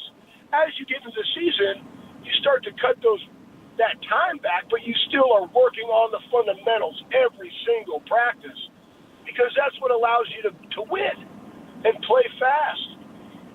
And so that's what I thoroughly enjoy doing because that's when kids start to have success as they get better at those things. So it's just really fun. I get to be out there and be encouraging. And it's also ways of you as a parent, like they're doing some conditioning at the end.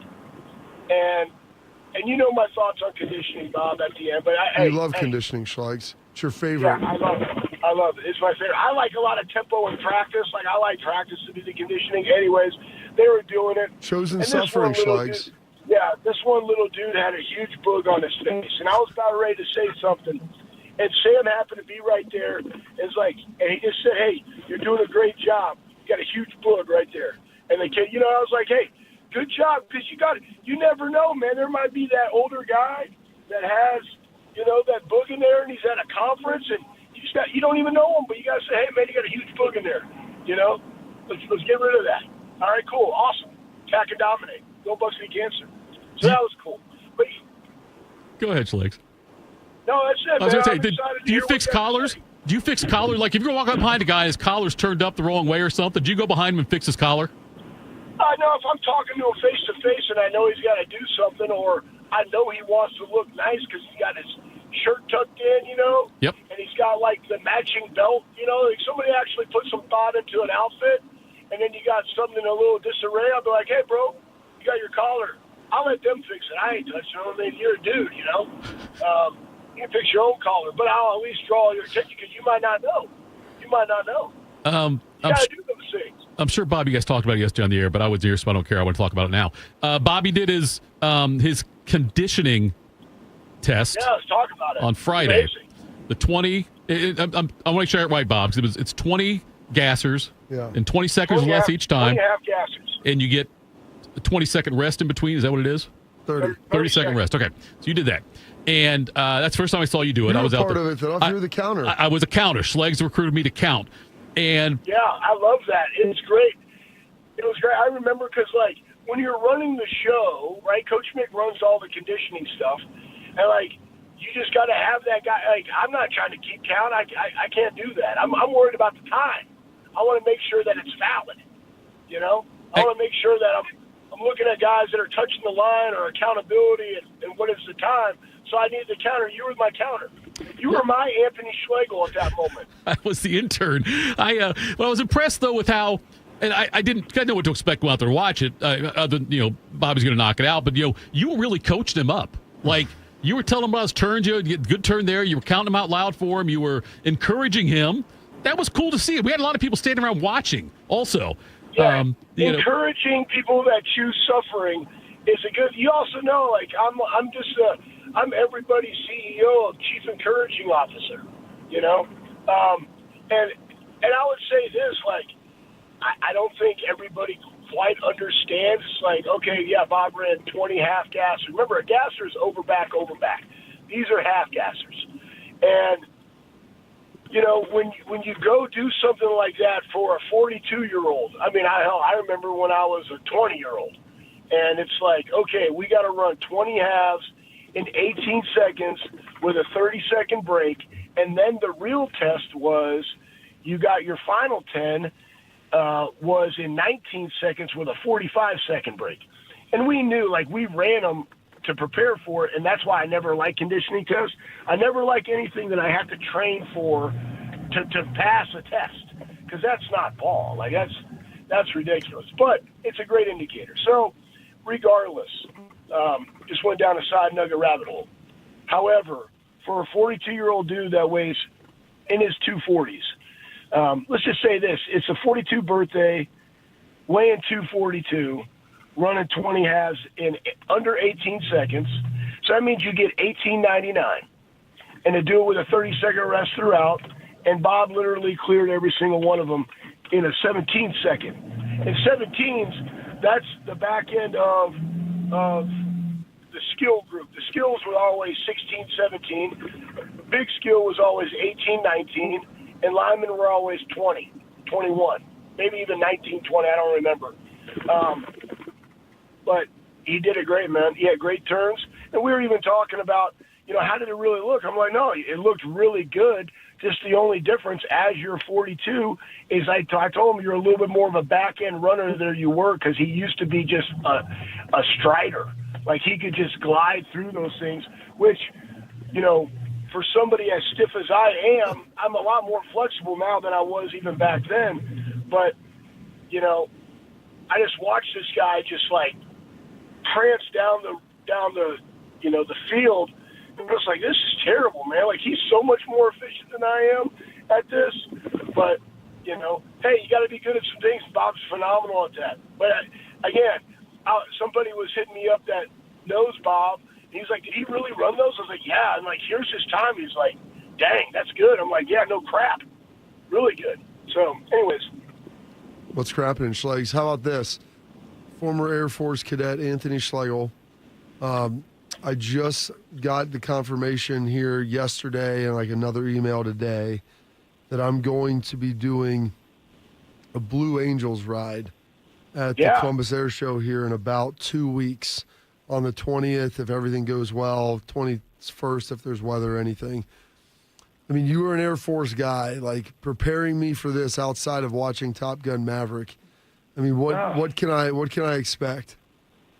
I don't know. I've never flown in one of those. I mean, the most I've ever done to piloting an airplane was in a glider or a Cessna, where they gave me the sticks. I'm like, okay, it's pretty easy. Like, you already got me up in the air. I just got to kind of sit here and figure it out. Like, where's the flaps? Where's the do-ma-jig? Whatever. So I have no clue. I do know this. Like, I've been talking to their guys because they're going to come up and train at the Armory while they're in town. And I just remember hearing AJ's experience and pulling G's and, throwing up in bags and having a good time. I mean, I'm just excited for you to have the experience so you can share with everybody what it's really like, because I've never been up there. The biggest thing that we got to kind of think about when you go in this is not what it's going to be, because, or how it's going to feel on your body, but it's like, what would your call sign be? Yeah. Like, that's the real thing. How would you decorate your helmet? Like, those are the real questions that you want, because that was the coolest part of Top Gun. He had like this Maverick helmet that I don't know if it was kind of like a really dark navy blue with the red kind of like, deal on there. And it's like, what would your helmet actually look like? So Mutt, man, I forget Mutt's last name. He played with Yui and Coach Peterson. He actually is like, did Top Gun. He was in the Air Force. I believe he was actually a general in it. But Buckeye, for under Earl Bruce, I saw him speaking at this thing for Coach Peterson at the stadium. And, he actually has more airtime at F-16 than anybody in the world. And that's a Buckeye. And I'm like, the whole time he's talking, I'm like, I should have asked him. I was like, what does your helmet look like? Because it has to be kind of cool, Like, you get like a little emblem, like you get to create your own football uniform helmet, and it's like specifically yours. Like, that's cool. You're not going to get one of those. You're going to get one of those cool Blue Angel ones. But that's kind of the real question is, what would your call sign be, and how would you decorate your helmet?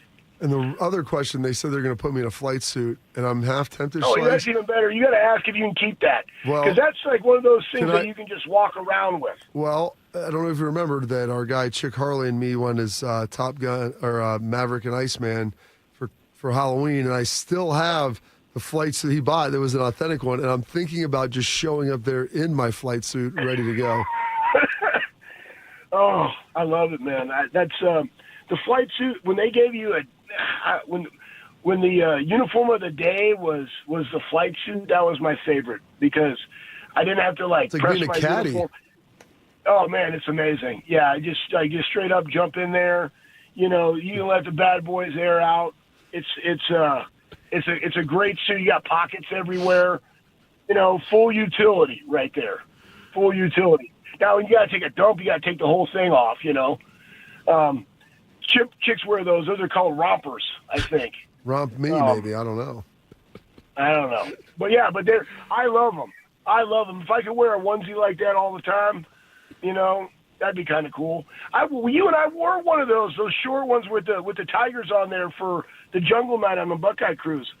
I think I still have that somewhere. I really enjoy wearing those. Take a picture of it, Schlegs, send it to us, and we'll put it out there for you. Thanks for the time, brother. We appreciate it. We'll talk again next week. Hey, Columbus, Ohio. Go Bucks, beat cancer. See ya.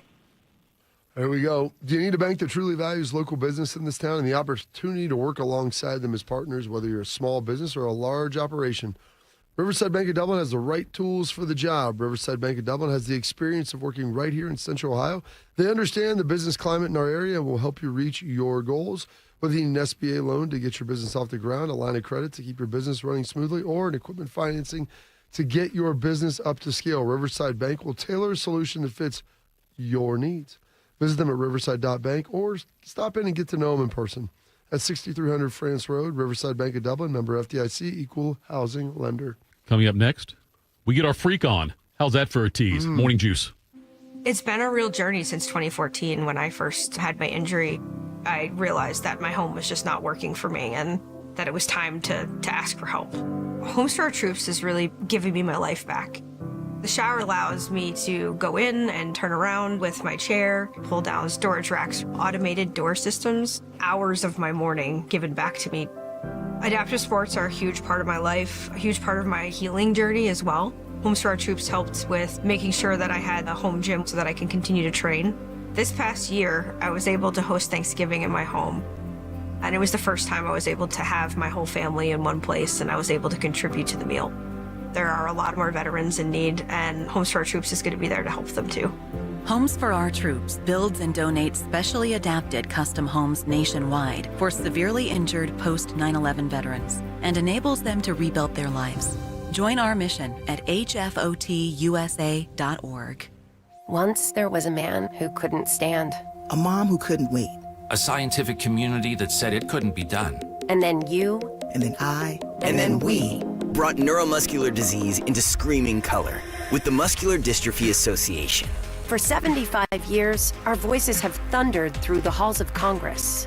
We've willed the impossible into existence. We've pushed the science, raised the funds, shifted the narrative, and transformed the reality of life with neuromuscular diseases. For 75 years, we've built communities together. Established the field of neuromuscular medicine, and made it thrive. Call that a legacy. Call it impact. Call it momentum. Just call it ours. Because it's the generations of community heroes that give MDA the strength we have today. And until neuromuscular disease is a thing of the past, you couldn't stop us if you tried. Join us and celebrate 75 years of breakthroughs at MDA75.org. You know what hope is? Hope is action. Carving a path forward, even when it's hard. And kids who still know how to dream. They're the best pathfinders of all. So at Child Fund, hope means helping millions of children living in poverty worldwide to grow up healthy, educated, skilled, and so all those good things can come true for them. Safe. And that means safe at home, safe at school, and safe online. Hope means walking this path together. All of us. Because when we work together, we can do so much more. That's right. Hope includes you. Child Fund, because we need each other. To learn how Child Fund works with children in 23 countries to help them achieve their full potential, visit childfund.org. That's childfund.org. We built a brand new studio just for Bobby, and Tito has already ruined it just by being here. I'm pregnant. This is Morning Juice. Morning Juice. Always a blast having Schlegs on the show each week. Bruce Feldman, Bob, writes for The Athletic, longtime college football reporter. Since 2005, he's been putting out this list of the biggest freaks in college football. Freak athletes.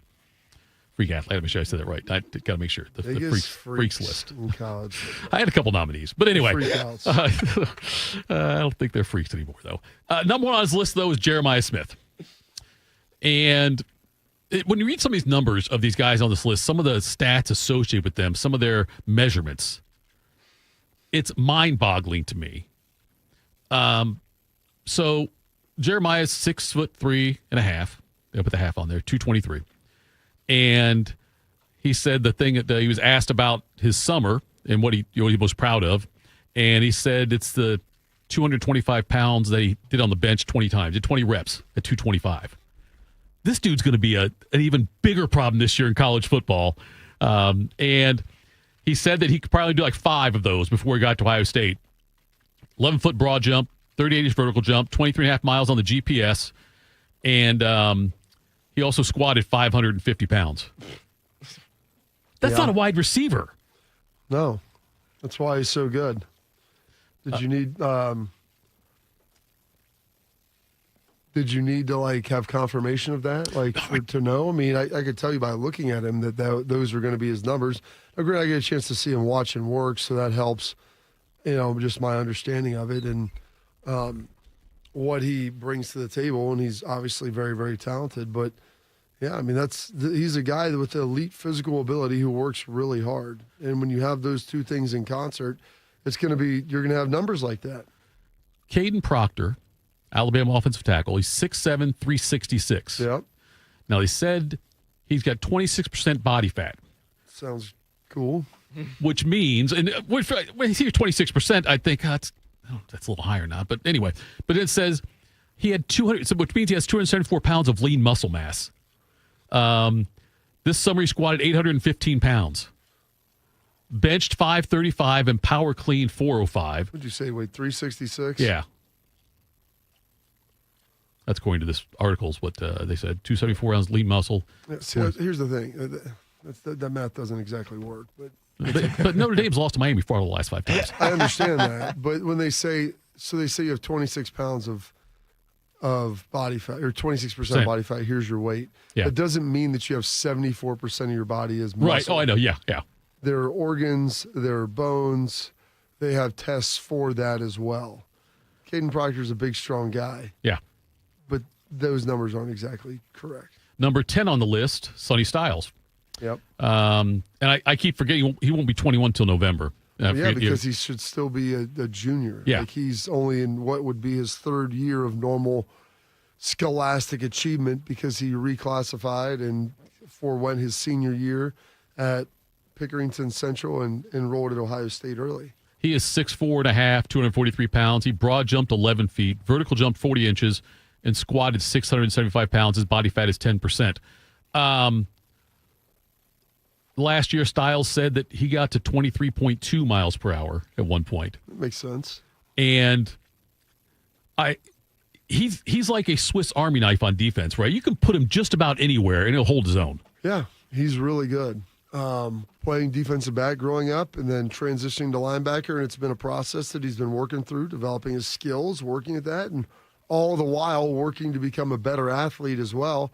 And so you pair those things. It's just the same way with JJ. Like, you pair those things together when you have elite ability and you have someone who's willing to work and work at a really high level, then yeah, there's going to be massive jumps of improvement.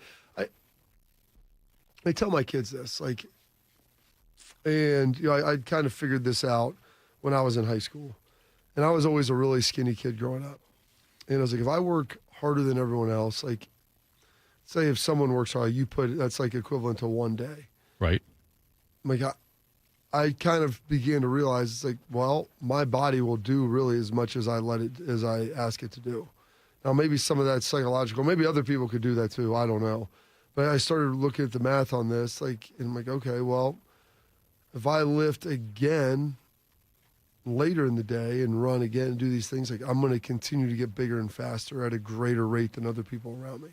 And I can, maybe the trick for me was I was able to recover at a quicker rate than others when I was younger, and that helped lead to that growth and those numbers being ballooned. But like that's it. Some of these guys, like other people, they work really hard. There are other guys that are blessed, like close to them, but they don't work near as hard, so it doesn't pay off in the same way. And then there's guys who work really hard that just don't have the same level of blessings either. So like those are kind of your options. There was I remember hearing an interview with Kobe Bryant one time about, he was a maniac about working out. Yep. And he would say that, he went through a schedule when he'd get up early, work out, recover a little bit, get something to eat and work out again, and then recover and then work out again. And he kept that whole cycle going. And he said that if I have that much of an advantage over you, and you only work out, say, once a day or twice a day, you're never going to catch me. Yeah. You'll never outwork me. And there was a story about when Jay Williams, Jason Williams, Jay Williams, I guess it was Jay Williams, was playing. They were playing a game, getting ready to play a game against the Lakers, and this might have been the day off in between, but Williams goes to work out in the Lakers gym, and Kobe's on the other end shooting hoops and stuff, and he was already working out when Jay got there. And Williams got on his workout. He kept trying to. He's like, I'm gonna stay here a long time. And finally, he said, I got to go. And he left. He saw Kobe still working, and he asked Kobe, why did you work out that long? We were there for a long time already, and when I left, you were still there. He said, I wanted you to see me working out because I wanted to make sure you knew you weren't going to outwork me. Yeah. And you're right. Part of his physical, there's certainly physical gifts, the way you treat your body, but what do you do with the gifts that have been provided to you? That's the question I always ask my kids. I don't know exactly what all your gifts are. Those are divine presents, not from me. But what do you do with the gifts that you have? Are you a good steward of the talents that have been provided to you? And do you maximize those to the greatest? Or are you content on just using them as a hammock and kind of resting and laying in them? And the amount of players that I saw at Ohio State that were immensely talented, more so probably than me, who did not become anything more than that simply due to the fact that they weren't willing to work. And as you get older, talent begins to level out and work becomes the currency of which you're able to improve with. Stiles said when he was younger, this is a quote, when I was younger, I did a lot of explosive training with my dad. At 5, 6 years old, we were doing ladders, running with the parachutes, doing broad jump hills, uphills, broad jumps, uphills, box jumps, jump squats. He always made everything a competition. When I read that, Bob. You think you feel like less of a dad? Well, I was going to ask you, though, when is too young for stuff like that? Well, there's ages for things and work age appropriate. Kids remember things differently in different time. I have my own method of what I think is appropriate based upon what I was able to do and when I started things. You just want to always be careful with certain things that are going to add enhanced load on your body as a developing preteen. Once you start to hit puberty, it's like, all right, well, now we can kind of take a lot of the shackles off and let it go. But it's a function of kind of when those things happen. Right. Yeah. It's interesting. I remember reading the thing in Sports Illustrated a long time ago, some 6-year-old kid who ran a marathon, I think a 26.2 miles. Oh, yeah. I bet listen, when you're young, man, you got tons of energy. Yeah. You've got the ability to get that done. Are you psychologically tough to get it done? Were you like this with your older kids now? As far as what Stiles talked about his dad did with him? We do push-ups, pull-ups, and sit-ups, and we'll do squats with a broomstick just to learn technique. And we do that a couple times, 3-4 times a week, somewhere in there, and just to develop it. And I tell the kids, you want to be better, do more. I mean, I'm going to ask you to do this, and we're going to talk about it. But if you want to be the best, and the results will tell you, you can't cheat the grind. It'll tell you how hard you've been working, and depending upon how hard you've been working, well, then all of a sudden you're going to begin to see those results, and they're not always overnight. Sometimes they take a couple days, sometimes they take weeks, sometimes they take months to even a year, but you will see the results, the fruit of that. But you've got to plant it and you've got to sow it the right way. So that's all part of it. Coming up next, we'll tell you what's got us juiced. Morning Juice. When it comes to protecting your assets, you need a security partner. Event Risk Security Services is a U.S.-based veteran-owned company providing protection services, consulting to Fortune 500 companies, movie studios, celebrities, and high-net-worth individuals. If you're tired of fluff margins with low compensation for poor quality services and an endless revolving door of vendor staffing, then give them a try. They're virtually the same cost, and they can address what keeps you up at night. Event Risk. Check them out at eventriskinc.com to learn more. Hey guys, 13-year NFL veteran and Super Bowl champion Jason McCourty here, and I'm the Innovation Ambassador at FAIR, Food Allergy and Research Education. I would say the most challenging thing as a parent of a kid who has a food allergy is probably the ignorance that I myself had in the beginning. I didn't know what anaphylactic shock was. I didn't know the dangers, let alone the things that she needed to be able to have a normal life. When you go to drop your kid off, and every single time in the beginning, we'd have to go through everything she was allergic to. Preparation is everything. And me, for playing football for 13 years, it was all throughout the course of the week. It's getting ready for game day. When you're on the field, you're playing for your fans. At home, you're playing for your family. My playbook, read labels, keep it allergy friendly, and have an epinephrine nasal spray as a backup plan. Because when my family's safe from food allergens, that's the real victory. Visit foodallergy.org to learn more. Hey, it's Bobby Carpenter. When was the last time you hopped out of bed without that knee or back screaming at you? Or walked down a flight of stairs without groaning step by step? Hey, that was me. And I had to deal with that for all the years of playing football. But I went and saw my friends over at QC Kinetics, and it disappeared. I didn't have to tough it out anymore. Call over QC Kinetics with Dr. Wolkoff and get your free consultation. It's regenerative medicine, folks. There are thousands of patients who will tell you that they wish they would have done it sooner, just like I did. I'm glad I did, and my experience was tremendous. You go in, you have a consult, they lay out the plan, they talk about it. It's no pills, it's no scalpels. It's just your own body's biologics treating you and helping heal you. So find out if you're a good candidate. Go to qckinetics.com/Columbus or call 380-208-4544. That's 380-208-4544. They have offices all around Central Ohio, so be sure to go and check them out. When it comes to a gun suicide attempt, all it takes is a moment. Heather and I had an argument just like any other couple. I was lost. I had snapped. I had a gun and I was going to take my own life. Heather helped me realize that there was still a life to live for the better of myself, my family. My weapon is now safely put away. A moment of crisis can happen to anyone. Store your guns, locked, unloaded, and away from ammo. Hear more safe stories at endfamilyfire.org. Brought to you by Brady and the Ad Council. One man is a national champion, NFL veteran, and local business leader. The other man is Tito. This is Morning Juice. Sponsored by Event Risk. What keeps you up at night? Visit eventriskinc.com. Here's Bobby and Tito. Do you need a bank that truly values your local businesses in this town and the opportunity to work alongside them as partners? Whether you're a small business or a large operation, Riverside Bank of Dublin has the right tools for the job. Riverside Bank of Dublin has experience working right here in Central Ohio. They understand the business climate locally and will help you reach your goals. Whether you need an SBA loan to get your business off the ground, a line of credit to keep your business running smoothly, or equipment financing to get your business up to scale, Riverside Bank will tailor a solution that fits your needs. Visit them at riverside.bank or stop in to get to know them at 6300 France Road. Riverside Bank of Dublin, member FDIC, equal housing lender. Well done as always, General. Hey, by the way, we did not forget about, that's what he said, we're going to do it at the end of the show, though. Don't call in now. End of the show, we're going to do it, though. Thitoff did forget about it. I reminded him. So saying we, it's more the royal we. There's no I in team, Bob. Okay, I think we collectively, but we fixed it. We're going to do it at the end of the show. Right now, though, after being torn down by Bobby like that, I've got to somehow muster up the strength to tell you something that's got me juiced. What's got you juiced? Sponsored by Billiards Plus. Find your next grill and everything you need for the master griller. Billiards Plus on Dublin Center Drive in Dublin. Oh, what's got us juiced yesterday? Well, today is Tuesday. Yeah, so you know what? Schlegs is going to go We made first. a mistake there. you're in there rocking a jockstrap and a lab coat, you got to pee in a cup. You want to make it uncomfortable and not pee in the cup all the way? Fine. I'm going to make it super uncomfortable and stand right here.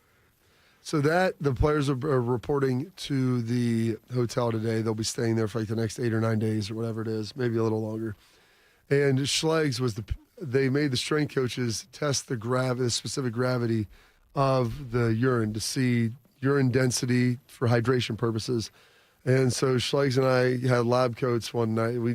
He got lab coats and he would wear them in there with like safety goggles and just make it awesome. Because the guys would complain. He goes, I got 2 degrees, dude. I got a master's degree. You think I wanted to be putting dipsticks in pee? You think this is why I went to school to do this?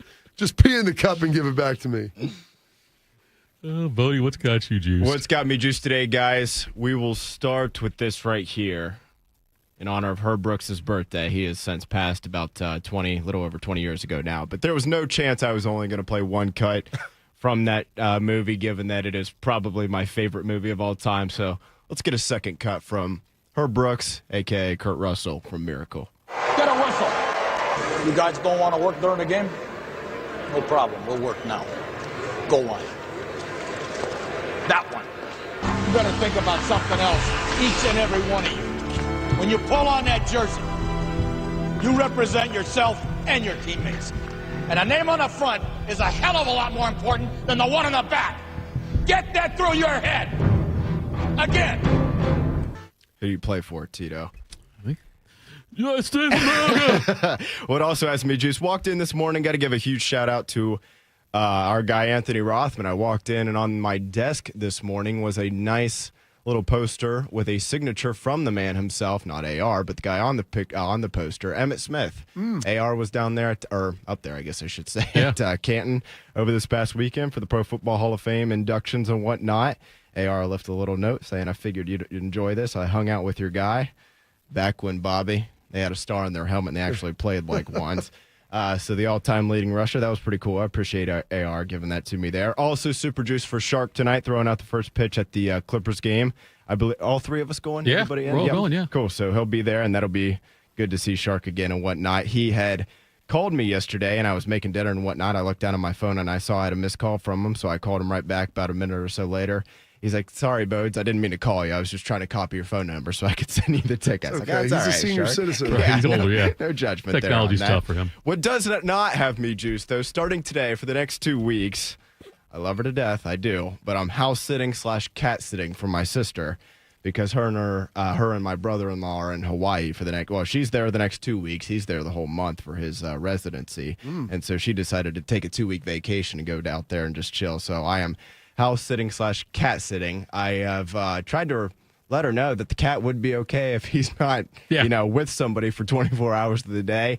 But that's not really an option on the table in her mind because that cat's more important than anything in the entire world, which I sort of respect because I love our pets too. But nevertheless, I'll be doing that for the next 2 weeks, driving back and forth between New Albany and Grove City. So that admittedly does not have me super juiced. That's a nice 30-minute drive from my apartment each day, but we'll get it figured out. And that's what you do for family, I guess. Carp, what's got you juiced today? That is a haul. New Albany to Grove City. You may just want to go to Grove City right after this, but just like spend the night there. that might be the solution. Well, and the best part, too, honestly, I wouldn't have a problem staying there, but my gym membership is right up the road from where my apartment is in New Albany. Well, makes sense. And I was talking to her yesterday, and I was like, I don't mind like moving that around a little bit, but I don't want to just go 2 weeks without going to the gym and get super sore and whatnot when I went back, and I don't want to lose the progress on it, whatnot. And her comment, exactly, yeah.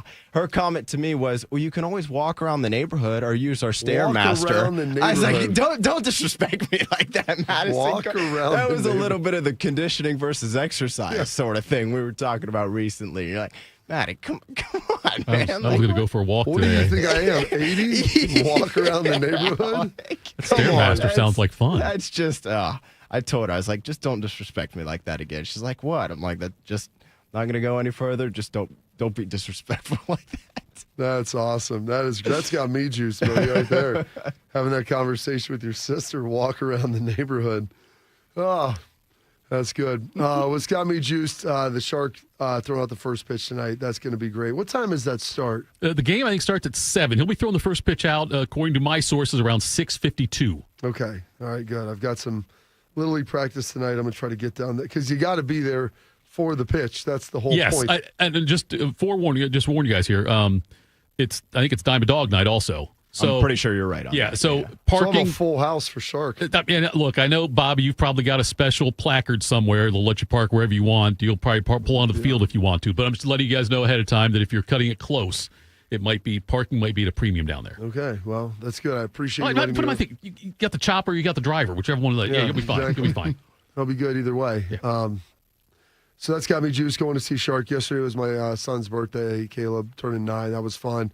Court made a sweet ice cream cake for him. It was really good. She did ice cream cake is just fantastic. Well, she does homemade ones, which are really Even good. better. So you get to pick your own flavors. She does a Oreo crust on the bottom that they blend up and put some whole milk in. Freeze that. Kit Kats around the outside. 2 layers of ice cream. And this time she did a second, kind of like a fudge style layer in the middle, but it was with Nutter Butters. So it was pretty solid. I'm not gonna lie, it's one of her best. I told her because she likes peanut butter. I was like, well, why don't you just do the Nutter Butters instead of the Oreo? I was like, why not just take a jar of peanut butter, Court, and just dump the whole thing in slather it in there. It was good. She does a great job with it. Caleb really enjoyed it, had a good time. And then afterwards, we finished up watching House of David, which is an awesome series on Netflix. The Old Testament stories about King David. It was awesome to watch. Last night was the slaying of Goliath. So Caleb was all into that because David is the youngest of all the sons. Caleb is my youngest son. So he was all about it. I was sitting there watching that with a couple of my kids and my wife. It was a lot of fun. That was good. Hearing about the Blue Angels flight that I'm going to take, I thought it was a good chance it was going to happen. Now it being solidified. August 20th, weather dependent, maybe the 21st. I'm super excited. AJ's done it twice. He did the Thunderbirds and the Blue Angels. I've watched video of it. It looks terrible. He goes, I've told him, told the guy, I've ridden roller coasters in the last year. That's like the closest a pedestrian, a normal human being could get to doing this. And I know that pales in comparison to doing what you're doing. AJ's like, oh yeah, they'll pull like 4 or 5 G's on you. Feel like an elephant sitting on your chest. So he passed out. He was like, then he just leveled out for a couple minutes. Like, hey, you good back there, buddy? Like, wakes back up. Hey, goose. That's crazy. He's like, you'll love it. He goes, you'll be good. So I'm excited to be able to do that. One of my many thrills. I've had opportunities before. I'm like, it seems whatever. I'm like, kind of getting a little older now. This is my sweet spot, and they may not have too many more of these opportunities. You got about 18 years on Tom Cruise. Well, of course, but he had done it before, and eventually they may stop asking. So I'm like, I need True.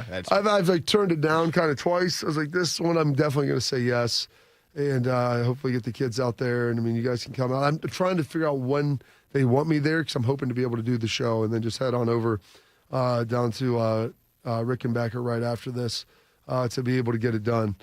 And that'll be good because I'll have nothing in my stomach and maybe just some water. Don't really need a full house on that one. No. Do some Michael Scott carbo loading beforehand. Not be good. An entire chicken parm. It'd be good content, Bob, if you get just ask a favor. Get Jen in another plane and have her video recorded. That'd be great content. Tom Cruise when he's flying and they're filming him in there. I don't know if we could figure all that out, but you got a little time. Well, it's a tight I'm about as maxed out. AJ, because he's like, how tall are you? I'm like 6'3". He's like, that's perfect because that's about the limit of what you can get into in those flight suits and getting into the plane. So I'm That's like, true. I wouldn't have even thought about that. Oh, yeah. I'm pressing the boundaries. Yeah, I was wondering about that with you. But you said AJ in that. I'm thinking you guys, there's not many pilots your size. No, he's like your size, and I may have to work on leaning down and maybe into the more of the 30s than the 40s at that point. So I've got 2 weeks to be able to get that done. And so that's all got me juiced today in a very, very big way. And then on this date, actually 7 years ago, I was looking at it, I got baptized. So that was another big date for me as well. So a lot of dates going on here on this August 5th, if you will. August 5th. And found out that Lonnie Anderson died yesterday, too, which was devastating to me. Thitoff, what's got you juiced, sir? Another great idea here, Bob. Just talk to the Blue Angels about this. But you see people in the motorcycles with the sidecar? I don't know if you can sidecar on a plane like that. I can get in the sidecar. I'll be up there shooting video of you. I could be the little sidecar guy with goggles and everything. They have videos in the cockpit. Like I saw AJ's video. Like it's like inside because I watched his head spin in a circle and then go limp after. I guess they were pulling some G to hear the guy talk. And then AJ said, like, wobbles around and then he throws up and then just passes out. Well, like college. So what's got me juiced? I want to talk about the Emmitt Smith thing first because, Bodie, whenever I've had interviews with, like famous sports people, if anybody's around there, I know they usually shoot a picture and send it to whatever. And this years ago, at one of the autograph events out at the fairgrounds, we had Emmitt. We had when JT Barrett was there. We had Tom Berenger was pop by talk about Major League a little bit, and Clay Matthews and Carlos Snow. Anyway, so I got to interview Emmitt, and the only picture of me with Emmitt is because sometimes I have a tendency if I'm next to somebody, I might put my hand on the shoulder if I'm talking to him, which is not good for everybody. But there's a picture of me, my hand on his shoulder, and he's looking like just totally rolling his eyes while he's hearing me ask the question. It's an awful picture. It's the only one I have me interview Emmitt Smith. He looks like he'd rather be any place else in the world than right there with my hand on his shoulder. This is the NFL's all-time leading rusher. Yes. And Tito. Yes, that's what it is right there. I got a chance to actually, I introduced his wife. She came up and spoke at an event in Columbus. Absolutely phenomenal lady. We had dinner before down at a place, Bodie, you would love it. It's called Javier's down in Texas, like super high-end Mexican restaurant. Nice. Like Jerry, it was actually Emmitt, Witten, Romo, our friend Barry Andrews. We were all in there together, and then as we were leaving, Aikman and Jerry, it's like right off Hyde Park. It's kind of the where you go underground, like low key area. But I mean, Jerry and Troy are outside, and Jerry comes in. I mean, he's awesome. Like that is his scene, and he's friends with Barry Andrews. But Emmitt was great, so I got a chance to meet his wife there, and then so she was coming to speak, and they're like, hey, you played at Dallas. Have you ever met her? I'm like, yeah, we did talk to Emmitt. I've talked to him a handful of times, so got a chance to introduce her. She's a phenomenal lady, absolutely gorgeous, and did a great job speaking as well with us. And I'll never forget that night when we were getting ready to leave dinner. And so it's like us and all of our wives. And Emmitt had an unbelievable comment about going home with his wife at that point in time. It was mildly inappropriate, so I'm not going to repeat it, but it was in like mixed company. He just threw it out there very, very factually. And yeah, so that's it was an awesome story. He throws out, I look over, and Barry, who's since passed away, awesome guy, was good friends with his son. He older guy, I mean, he was in his 70s, and he's like, well, it's about time for me to get my bride out of here. Just awesome husband, father, very self-made man, had built an awesome company down there. And Emmitt's like, yeah, I'm going to get out of here too with my wife.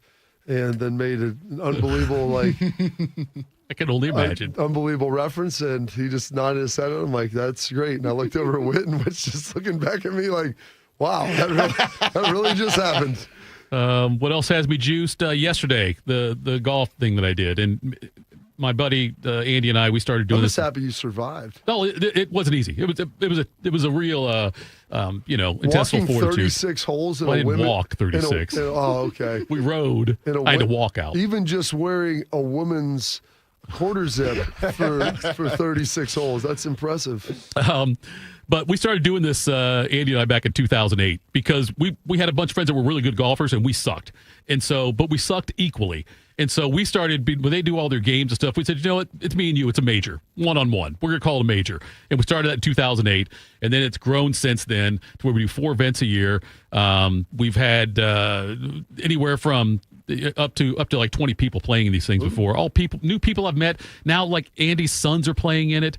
Another guy's sons, Adam's son is playing in it, and friends of sons. And so it's a really cool thing. I'm glad we get to do it. And, if you have anything like that with your friends, any kind of event or anything like that, they just do every year, something like that. It's a lot of fun. We really enjoy doing it. Have you ever thought about elevating it a little bit? To what? Make it team golf. Mm-hmm. Cut down the number of holes a little bit Yeah. Maybe get some DJs out on the Maybe green. get some DJs That's a out good there. idea, yeah. I mean, I'm talking about taking it to the That's next next level. the next level of golf. Speaking of next level, Bob, I have a great idea for next year. First of all, the thing you did with the gassers for your fitness test, that was Heather, my wife. She heard about that, and she said, "I think I want to try to do that next year." And she said, "I don't know if I'll be able to. I'm going to try to train for that next year." The cutting is what will kill most people. Okay, it's not like solid running. I mean, it's like running suicides. Your legs go before your wind does. Okay, here's my thought, Bob. Legs feed the wolf, Bodie. That's right. You Yes. have all these different things where people do walks for charity. Yeah. Walks for rabies, whatever. Whatever. I actually have The that fun on here, run right? for the rabies. Support the rabbit right here. There you go. Right See, there I got the support the rabbit on. Someone gave me this. why can't we do Meredith that Palmer. with your thing? Like, encourage people. Look, go out and get sponsors. How many gassers can you do in under 20 seconds? Oh, I think you're saying me. No. Like, how many can you? You're going to try to kill me over here? You try to raise money. Look, when you're out there doing it, kept doing them. I just didn't. I wanted to have a functional weekend. but there were a lot of people would stop and watch. People like recording it and stuff and taking pictures. You do that. Now think of it, on that field. They do that. They do it at the zoo too. If you let people, that guy in his natural habitat out here. If you had people raise money for the cruise. And if you raise enough money, maybe that's it. Maybe you can get out here and you can gimmick. run on that field on that day. That's not a bad idea. You could be the first one to lead it off and do it. Everyone's cheering you on. A lot of people cheering you on. And then also other trying to people do talk it. to me, which I love, and I appreciate the support. I was like, can we just talk in 5 minutes? Just let me be done. I don't really waste the oxygen on the words right now. You took the next level when that 6-year-old ran across and you shoulder tackled him and still did. I had to avoid when there were some kids that ran right across. I know. And I'm like, guys, my legs are tired. I might not be able to stop as abruptly as I could otherwise. I saw the one kid start to run that way, and from where I was at, I had the thought of doing like the going out there like the bat boy, the Barry Bonds thing, when they grabbed the player before you go. I thought about doing it, but then again, poor business decision. I'm not going to do that. What's his name? Is it Dusty Baker? Dusty Baker, yeah. But I saw the distance and how much time I would have, and the math didn't add up. You wouldn't have made it. I wouldn't have made it. All right, let's do this. Boom. Oh, you hear the sound. You know what it is. It's a Tuesday. The first Tuesday of August. Cheesy bacon fries are the featured appetizer. Curly fries smothered in spicy cheese and real bacon bits. Not going to besmirch them, but the wedge, I think, is a superior vehicle for the nacho cheese. But the curly fries are crispy and delicious. And go check them out at Roosters. Today, you're going to get a chance for a $50 gift card. 614-821-1460. If you can answer the following question. We're talking to our guy Schlegs about an hour ago. He said he had to tell somebody what was on his face. Yep. Yesterday at football. What was on the player's face? 614-821-1460. Answer it correctly, Bodie. Win the $50 gift card to Roosters. Thank you, everyone, for tuning in. We appreciate it. All the juicers in the chat. We love you. You're great. You always bring the knowledge and the fun for that as well. We're back tomorrow, Morning Juice. Hey there, Jane Lynch here. You want to hear something funny? Too bad. You want to hear something uplifting that will inspire you? Good. Because today, I want to talk to you about Direct Relief, a humanitarian organization that does seriously good work when it counts. Fires, hurricanes, earthquakes. When disaster strikes, Direct Relief immediately shows up with medicines, medical supplies, and everything doctors and nurses need to save lives. Let's ship her out! Every day across the United States and around the world, they're making an enormous difference. If someone needs help, Direct Relief helps. No politics, no red tape. Hey, what you doing over there? Oh, I'm packing insulin for kids with diabetes. See, every box here is literally a lifeline for someone in critical need. So check them out at directrelief.org. You might just bring a smile to someone's face. Some journeys start small, with small pause and big purpose. Look how little you are, you sweet girl. Every great partnership begins with the first step, Bella, let's go. guiding them through the world so one day they can guide someone through life. With shared experience, confidence grows, and the path becomes clear. It takes time, patience, and love. But the reward lasts a lifetime. Hey, good girl, Bella. You don't just raise a puppy. You raise a future. Become a Dogs Inc. puppy raiser. Give a dog a purpose. Give someone hope. Learn more at dogsinc.org. Hey, Buckeye fans! As the official wing sponsor of Ohio State Athletics, Roosters is kicking off an incredible giveaway you won't want to miss. This football season, we're giving away 12 ultimate Buckeye experiences. 3 drawings, 12 winners, with prizes including tickets, sideline passes, and 3 trips to a Buckeye first-round postseason game. Go to roosterswings.com to register and see all the details. 3 drawings, 12 amazing prizes. Register today and every day. Roosters, a fun, casual joint. There's danger out there. It lurks on highways and quiet neighborhood streets. It's more likely to kill you than a shark, and more terrifying than the biggest snake. Distracted driving claims lives every day. Every notification, swipe, social post, video, or selfie while driving risks your life. So while you might think public speaking or the zombie apocalypse is scary, what's really terrifying and even deadly is distracted driving. Eyes forward. Don't drive distracted.